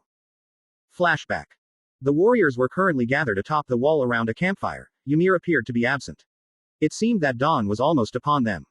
Alright guys, you know as well as I do that Annie will be fine. She's a tough nut to crack. Besides, you haven't been devoured as far as I can tell, said Naruto with a smile, trying to calm the tense atmosphere that had been generated since Zeke and Reiner had fought. I guess you're right, Naruto, Reiner said, frowning as he stared at the fire heating a kettle. TCH. Concentrate Reiner. There are warriors more capable of wearing the armor, Zeke said in a threatening tone, making Reiner nod. He. Commander, I think Reiner has learned his lesson. Putting that aside, when I woke up I sensed the presence of the coordinate approaching Wall Rose. Do you think it's time to summon our ship, Commander? Naruto said hesitantly, making Zeke nod without hesitation. Well, I'll depart this afternoon, Naruto said, taking a sip from his cup. We've finished preparing this terrain. The wisest thing is for you to leave immediately so you can participate in the battle and we can end this once and for all, Zeke said, taking a sip from his cup. Speaking of the battle, there's someone in the Legion you need to be wary of, Commander, Naruto, Reiner said with a frown, while Bertolt, who hadn't said anything, nodded. One man? I don't think one man is a problem, Zeke said with a smile, but Naruto frowned at the information. Yes, Captain Levi is very strong, Reiner said with a frown, while Zeke didn't seem very convinced. Naruto nodded, taking the advice. End of flashback. As this Levi, Zeke thought as he watched his arm fall, severed. But it didn't end there. Levi pointed at the back of his neck, but Zeke acted quickly. My neck, Zeke thought, covering the back of his neck with his remaining hand. But Levi acted swiftly, blinding Zeke. Without wasting any time, Levi went down to the Beast Titan's ankles and cut both of them, causing him to lose his balance and fall face first to the ground. I bet you were enjoying yourself down there, Levi said furiously as he quickly descended towards the nape of the Beast Titan's neck. Hardening. No, I won't make it in time, Zeke thought desperately, trying to prevent her from ever being exposed, but the hardening wasn't fast enough. I'll make you have even more fun, Levi said furiously, slashing the hand covering the Beast Titan's neck to pieces. Without warning, Levi unleashed a series of furious cuts, ejecting Zeke from his Titan form, his arm severed from the Beast Titan's neck. As soon as he did, Levi placed his sword in Zeke's mouth. Every time you transform, you get tired and can't transform again, right? Am I correct? Levi said coldly, causing the sword from Zeke's mouth to pierce his cheek, creating a grotesque sight. Hey, answer me. I'm sure you're being rude, Levi said coldly, deciding what he would do with Zeke now. But before he could do anything, a massive jaw with teeth that seemed made of the strongest material was about to devour him. He acted quickly, however, and jumped with the 3D maneuver gear. Naruto, in his Titan form, was ready to devour Levi. Peak, who also had that intention, grabbed Zeke in her mouth and pulled him away. Naruto, retreat, Zeke said furiously, while Naruto, who was ready to fight Levi, obeyed the orders. The rest of you, kill that man, Zeke said angrily, ordering the remaining Titans under his command to attack Levi. Grua Aarr, roared Naruto's Titan with force, causing the Titans that followed him to attack Levi, who had his attention on Zeke, who was fleeing into the mouth of the quadruped Titan. You had me, Levi, it hurts. But I think you've played your last card, damn it. It hurts. It was a hasty move, but we'll come out victorious. Naruto, let's go for Reiner and Bertolt. Zeke shouted furiously, making Naruto in his Titan nod and start running alongside Peak. In Shiganshina. Currently, everything was chaos within the Shiganshina district as Bertolt slowly approached Wall Maria in his colossal Titan form, and Reiner was ready to fight the Legion after many mishaps. Aren was unconscious in his Titan form on Wall Maria after being thrown by Bertolt as if he were a mere insect. Aren, wake up, said Armin, who had climbed Wall Maria with his 3D maneuver gear and plunged one of his swords into the attack Titan's neck, bringing it back to consciousness. It's time to go see the ocean, Armin said with a small smile as Aren, still unconscious on the back of the Titan's neck, suddenly began to open his eyes. Aren, that's the whole plan. All that's left is to put it into action. As long as we can deceive Bertolt, this battle will be ours, Armin said after Aren stood up and sat in his Titan form on Wall Maria, both of them staring with determination at the colossal Titan. Not far from there, Reiner in his Titan form was slowly walking towards Wall Maria with the goal of capturing Aren. Suddenly, he started running to end this once and for all, but he felt one of his legs give way, causing him to fall to the ground due to a projectile. Upon seeing the attackers, he realized that they were the recruits of the 104th Training Corps and that Mikasa was the one who had fired the shot. What just hit me? My knee armor popped off instantly. My memories are all blurry after I exchanged words with Bertolt. What exactly happened to me? Reiner thought from the back of the armored Titan's neck. His face was raw and bleeding from the impact of the projectile that had struck his knee. His regeneration was working overtime to keep him alive. I don't understand what happened. There's not much left of me, but I know Aren is right there, and our objective is to capture him, right, Bertolt? Reiner thought, looking towards Wall Maria and also at Bertolt, who was slowly approaching them. I have to finish these guys off and get there immediately and end this quickly, Reiner thought, focusing his attention this time on Mikasa, Jean, Connie, and Sasha, who were the only survivors of Bertolt's attack. Returning to Bertolt, He glanced for a moment in Reiner's direction, ignoring Armin and Aren for a moment. The four of them are fighting Reiner. For some reason, the only survivors of the attack are the recruits from the 104th Training Corps. I'd prefer they were dead, but that doesn't matter anymore, Bertolt said from the back of his Titan's neck, turning to look at Aren and Armin, who didn't seem to move. What good does it do you to wake Aren? Our victory is assured. Why don't you show me your final battles? Bertolt thought, looking at the duo with curiosity. Reiner was on his knees at the disposal of Mikasa and the others who were thinking of a way to defeat him. Come to me, Reiner thought, looking at the last soldiers of the Legion who tensed up and calmly considered their movements. Suddenly Jean let out a war cry and with his blades was ready to slice the nape of the armored titan, but this was a trick since Connie and Sasha who had the projectiles called thunder spears were ready to attack the armored titan as well, but Reiner counterattacked by taking debris from nearby houses that were in ruins and throwing it at them. Sasha received the biggest hit causing her shot to miss, but Connie landed a clean shot to its jaw. Mikasa, seeing this, was frightened because one shot had missed, therefore its jaw did not open completely, making it difficult for her to shoot inside the titan's mouth. But to his surprise, Hange appeared out of nowhere with another thunder spear and shot Reiner on the other side of his jaw, causing it to fall off completely. Now Mikasa, Hange shouted forcefully, making Mikasa react and position herself, dodging an attack from the armored titan that reached inside her mouth with agility. Come out now, Reiner, Mikasa said furiously, firing the thunder spear into Reiner's mouth, causing him to be thrown out of the titan's neck with a look of surprise. Bertolt was looking at Armin and Aren when Armin suddenly climbed down from Aren's titan, much to Bertolt's curiosity. But then Aren slipped off the wall and fell without being able to stop. When he fell, he landed in the hole in the wall and lost consciousness. It seems I was right, this fight is over. It looks like he suffered a severe concussion, he won't be able to continue fighting. I'm putting an end to this, Bertolt thought, and with his hand ready to attack Armin, who was still on the wall, but Armin dodged the attack and, using the colossal titan's arm as a bridge, was trying to reach its neck. Armin, you fought well until the end, Bertolt thought as he saw Armin approaching his head, but suddenly Bertolt began to emit a wave of heat that would normally send anyone flying. But Armin jammed the hooks of his 3D maneuver gear into the colossal titan's exposed teeth, holding on to them and thus withstanding the wave of fire. Seeing that he was merely resisting, Bertolt felt disappointed. Armin, is this really all you've got, Armin? As clever as you are, you're just going to stay there holding on until you die. Bertolt thought with disappointment as he watched Armin slowly being burned alive. What are you trying to do? Distract me. Aren hasn't been able to get up, Mikasa and the others are busy with Reiner. You're going to die for no reason, Bertolt thought, trying to make sense of the blonde's actions.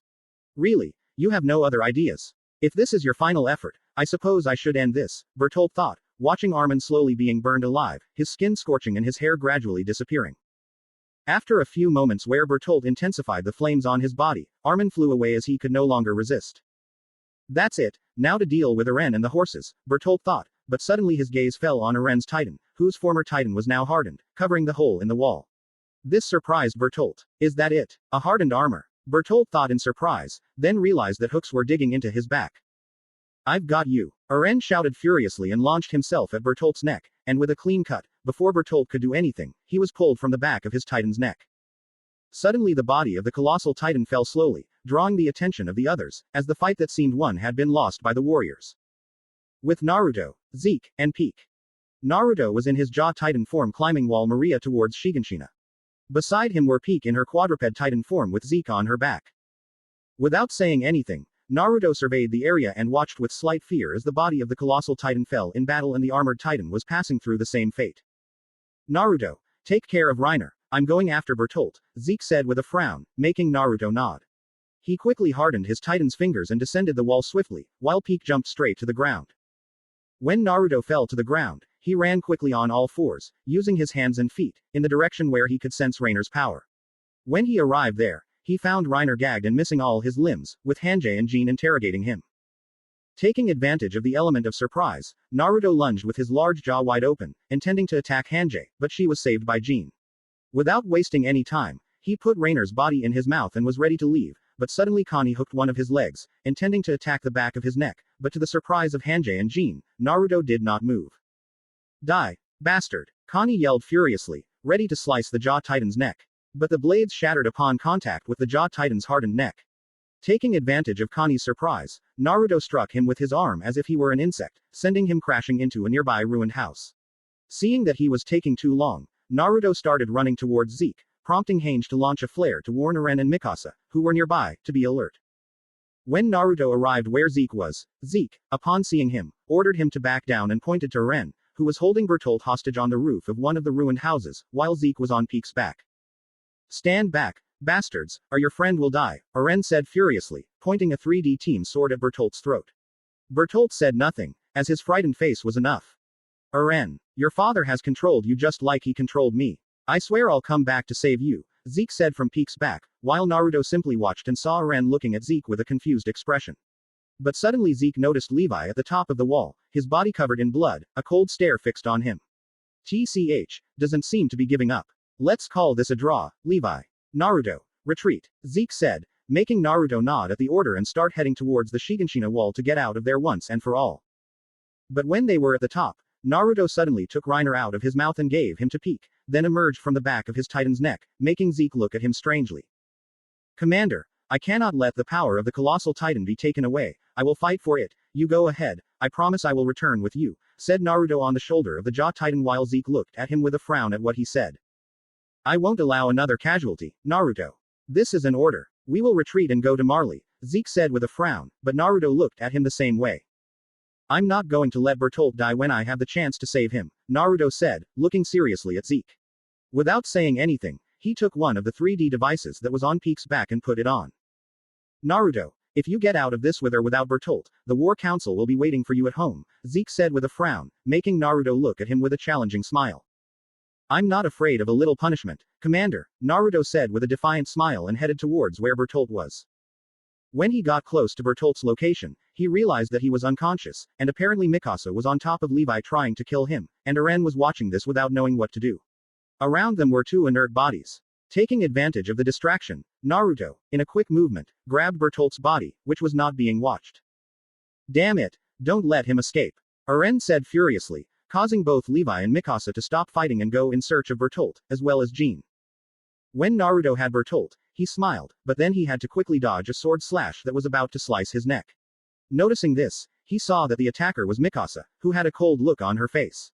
At that moment, Naruto stopped on one of the roofs of a ruined house and frowned at the enemies in front of him, Levi, Mikasa, and Jean, who were looking at him with hatred. I know there's no way they'll let me go with Bertolt, right? Naruto said with an amused smile, but suddenly he had to dodge an attack from Levi who was aiming for his neck. Naruto ducked, placed Bertolt's body on the roof of the house, and kicked Levi in the abdomen, sending him back to his previous position. It didn't seem to do much damage. It seems we haven't introduced ourselves. My name is Naruto Uzumaki. Nice to meet you, Naruto said with a friendly smile that quickly disappeared when Mikasa and Jean carried the 3D maneuver gear towards him. When they did this, both Mikasa and Jean tried to deliver a double slash to his abdomen, but Naruto hardened both arms and blocked the attack, surprising them both. Seeing their surprise, Naruto drew both swords back and kicked Jean, who took the blow squarely to the abdomen, causing him to suddenly lose consciousness since, unbeknownst to him, Naruto had hardened his foot. He was going to do the same to Mikasa, but she immediately stepped back, catching Jean, who was nearly knocked unconscious by the blow. Levi frowned at this and attacked Naruto head-on with both swords, causing Naruto to harden his arms again. But to Levi's surprise, he didn't aim for his chest or neck, he aimed for his face, ready to blind him.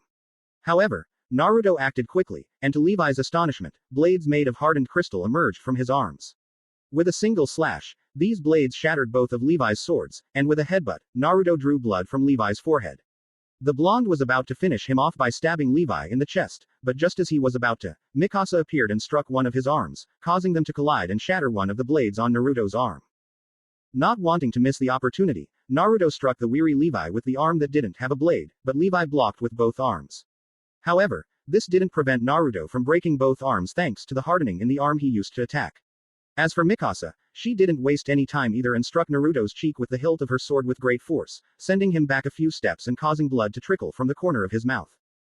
Is that all you've got, Ackerman? Naruto said mockingly as he spat some blood from his mouth. Aren, now, Levi shouted, making Naruto look at him confused, but suddenly, to his surprise, a hardened titanic fist struck Naruto with force. As if in slow motion, he saw the attacking titan deliver a powerful blow that sent him flying into the wall, leaving him there in a small crater from the force of the impact. Damn it, how did I not realize Aren was there? Does the coordinate cover his signature, or is it something the Ackermans do? TCH whatever, that last attack almost knocked me unconscious, Naruto thought, frowning. His mouth was full of blood because his ribcage had been broken, and his arms had been blown to bits even with the hardening, since they had been used defensively. But he didn't have time to think when he saw the attack titan approaching. When it was close, it grabbed Naruto tightly, causing him to spit blood from his mouth. Gra! Naruto screamed in pain as he was squeezed tightly by Aren, who seemed to want to kill him.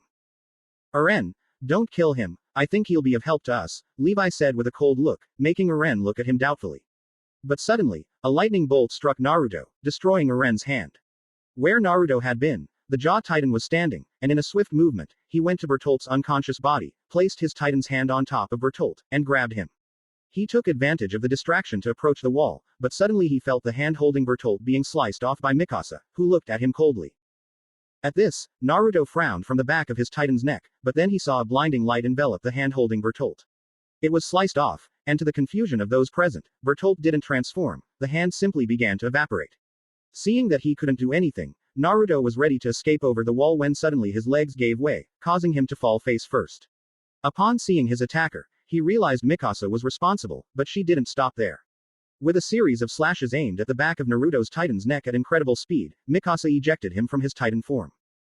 Mikasa, having pulled him from the nape of the Titan's neck, was ready to slice its throat, but suddenly stopped, and Naruto, who had a look of fear on his face, suddenly looked at her confused, but this turned to pain when Mikasa suddenly cut his legs.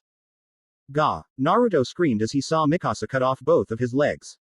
Hanji and Levi approached the scene, who frowned at Naruto, while behind them Aren had come out of his Titan and grabbed Bertolt. Naruto-san, it was stupid to come back, but you just saved us a lot of trouble, Levi said with a frown, looking at the blonde boy who, upon hearing him, gritted his teeth, while his arms and legs, or rather what previously connected them, began to steam. If you're referring to the dilemma they had before, TCH, none of those here can devour me and take my power, Naruto said with a frown as he was held by Mikasa, who placed her sword, or what was left of it, on Naruto's neck. Huh, how is that? Hanji said with genuine curiosity, while Naruto began to breathe irregularly. TCH, my power requires two conditions to be passed on. Unless one of you has royal blood, you will die devouring me. Besides, I think you have a bigger problem than me, because if you don't hurry, your friend will die, said Naruto, referring to Armin and Erwin. This caused Levi to open his eyes and head towards them with his 3D maneuver gear, leaving Hanji and Mikasa with Naruto, since Aren had gone with Levi to where Erwin and Armin were with the body. Mikasa, bring Naruto-san with you. I think he'll be useful to us in the end, said Hanji as Mikasa took Naruto and tied him up with her Legion cloak on her back, since Naruto currently only had a pair of pants, having previously discarded his boots. Mikasa was carrying Naruto on her back as he tried his best not to lose consciousness. When they stopped, Naruto spotted the body of Commander Erwin on one of the rooftops of a nearby house. He was dead and accompanied by Levi and Hange, while Aren was looking towards another nearby rooftop, as was Mikasa, who had left him lying down when she arrived. Even so, he could see what they were seeing, which made him have a cold look.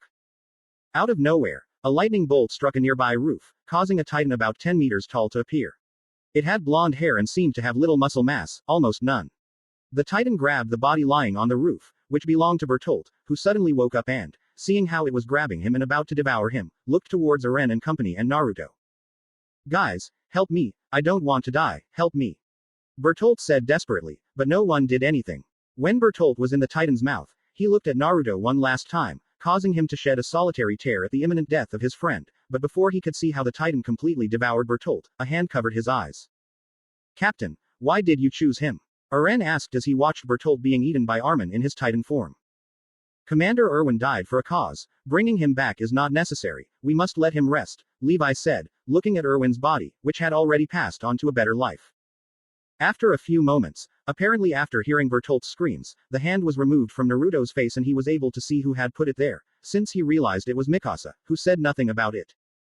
Then Mikasa, Aren, a now conscious Jean, and Connie, who was somewhat badly injured by Naruto's blow, went to get Armin out of the Titan he was in, leaving Naruto, Levi, and Hange alone and a soldier who looked towards where the 104th troop was. What will we do with the blonde one, Hange? Levi said with a frown. His arms were in pieces after the battle with Naruto, but he was still able to administer the serum to Armin. As for his question, Hange looked at Naruto, who was simply staring at the sky while his limbs were still emitting steam. He has information that is important for us right now, it will be helpful whether he likes it or not, Hange said, looking at the blonde man who, after what she said, looked at her for a few moments and simply looked away as if he didn't care. Time skip. A few days later. After all the events in the Shiganshina district, Naruto was taken hostage. Besides that, the Legion was finally able to find out what was hidden in the basement. Now they knew something about the world. Currently, Naruto was in a cell beneath Walsina. His restrictions were few, and he wore rags, not that he cared, really. He could transform and leave as if nothing had happened, but that wasn't his goal. Ymir, have you located her yet? Thought Naruto, sitting on the floor while his hands and legs were chained to the wall. Yes, she's not far from here. The female titan is crystallized, but accessible. I can't establish communication, please forgive me, Ymir said seriously in Naruto's head. At what she said, Naruto smiled, but suddenly someone approached the cell where he was. Are you comfortable, Naruto-san? Hanjay said, entering in the Legion's military uniform, which consisted of a green trench coat fastened with a belt at the waist and the Legion's emblem on the back, causing Naruto to look at her with no emotion on his face. I guess I can't complain. As far as their security is concerned, I think they should improve regarding the holders of the Titan power, said Naruto, pulling both hands, causing the chains to break, which did not surprise Hanjay, or at least not visibly, causing her to raise an eyebrow. We knew you could escape. In fact, you escaped in Shiganshina, didn't you? We simply trusted that you had something to tell us, Hanjay said seriously, making Naruto look at her for a few moments and nod. With that, Hanjay opened the cell and looked at Naruto. Get up. Someone wants to see you. Change your clothes. I also brought you some, Hanjay said with her one good eye, tossing the clothes to Naruto, who caught them. When he did, he noticed they were his own clothes, the ones he always wore. He looked at Hanjay with doubt. Where did you get these clothes? The last few items I had were with Peak, and the others were in my backpack, Naruto said, finally realizing that his backpack had been lost during the battle against Levi, Mikasa, and Aren, which made him tense. Yes, as you must have guessed, your backpack was recovered on the battlefield. We checked, but we returned the harmless items to her, Hanjay said, throwing something to Naruto, which he caught. This surprised him, and he took out the necklace he always wore, but put away whenever he went into battle. I suppose the girl over there is someone important to you, isn't she? Hanjay said, but Naruto didn't answer. Instead, he put on the necklace. Without saying a word, Naruto changed and left the cell with Hanjay, heading in a direction unknown to him. Time skip. Military Council Chamber of the Walls. I named it that because I don't know its real name. In a large room which resembled a courtroom, there was a large table with a limited variety of chairs, but the one in the center stood out because it was the chair of the current monarch of the walls. In front of the large table were several others arranged in 2 rows, one on the left and one on the right. These were filled by soldiers from the Survey Corps, or rather, those who remained. Jean, who had a broken arm, Mikasa, Armin, Aren, and Connie, who had broken ribs. Sasha was absent, as she was recovering from the incident with Reiner. Other military police officers stood to the sides. Further ahead stood Levi with both arms covered in bandages from the battle against Naruto, beside him were 2 empty chairs. Suddenly the doors to the room opened, causing everyone to look at who had entered. It was Naruto and Hanjay.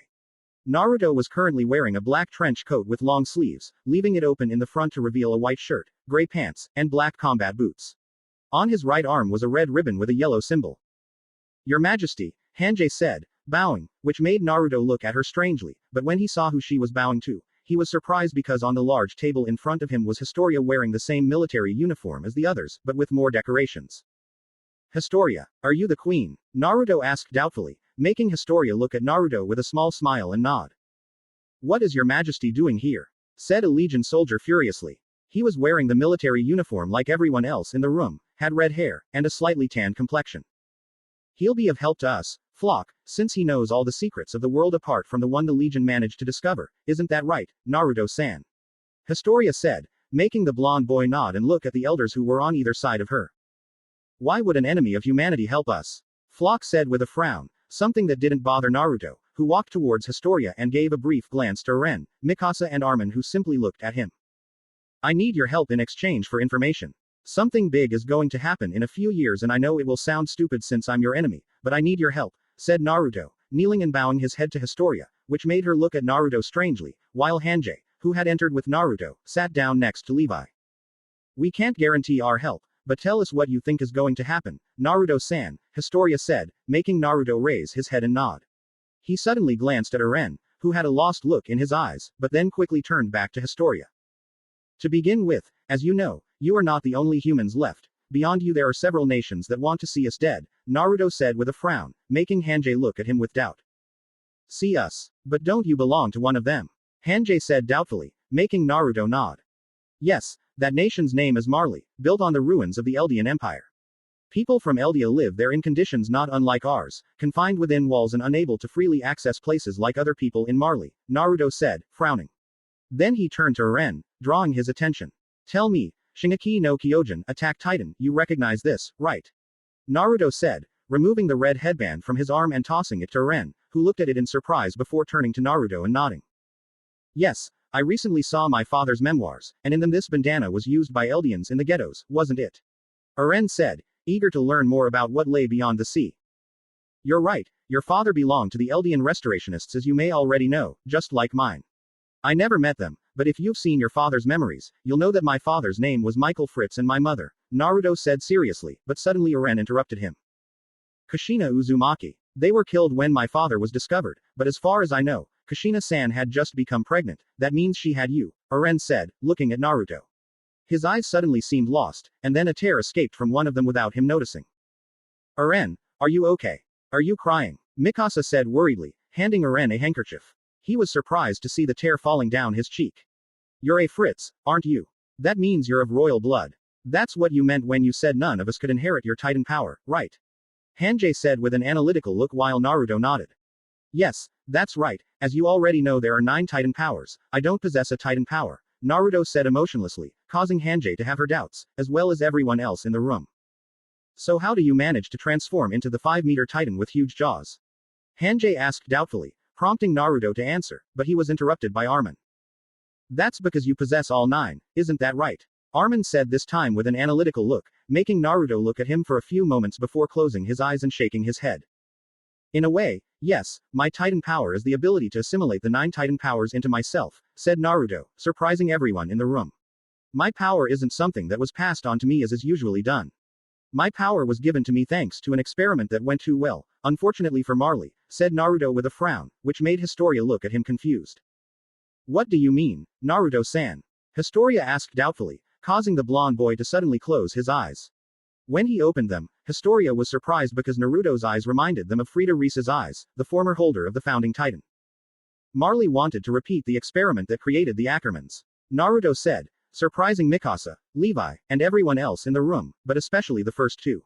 It's true, you were born from an experiment conducted by one of Ymir Fritz's close descendants, who, as you know, is the first to possess the founding Titan. But getting back to the point, we were born with the objective of confronting the coordinate and the other Titan powers. In other words, we're Plan B, Naruto said, looking at Levi and Mikasa, who were confused by what he was saying. Wait, did I hear wrong, or did you refer to yourself as an Ackerman? Armin said doubtfully, making Naruto smile slightly at his question. Well, someone's actually paying attention. It's true, my mother wasn't just an Uzumaki, she also had Ackerman clan blood. But getting back to the point, the Ackermans were created to be the sword of the royal family, since their superhuman strength and other abilities were like having an intelligent Titan in human form, said Naruto, pulling a pen out of who knows where and throwing it at Mikasa without warning at considerable speed. The pen was heading straight for her face, but she instinctively caught it before it hit her. I understand, but what do you mean by Plan B? Hanjay said doubtfully, making Naruto look at her with a smile.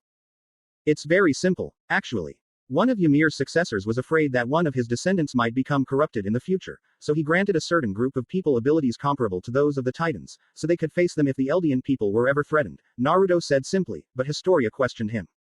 So, your powers are similar to those of Mikasa and Captain Levi? Historia asked doubtfully, making Naruto shake his head.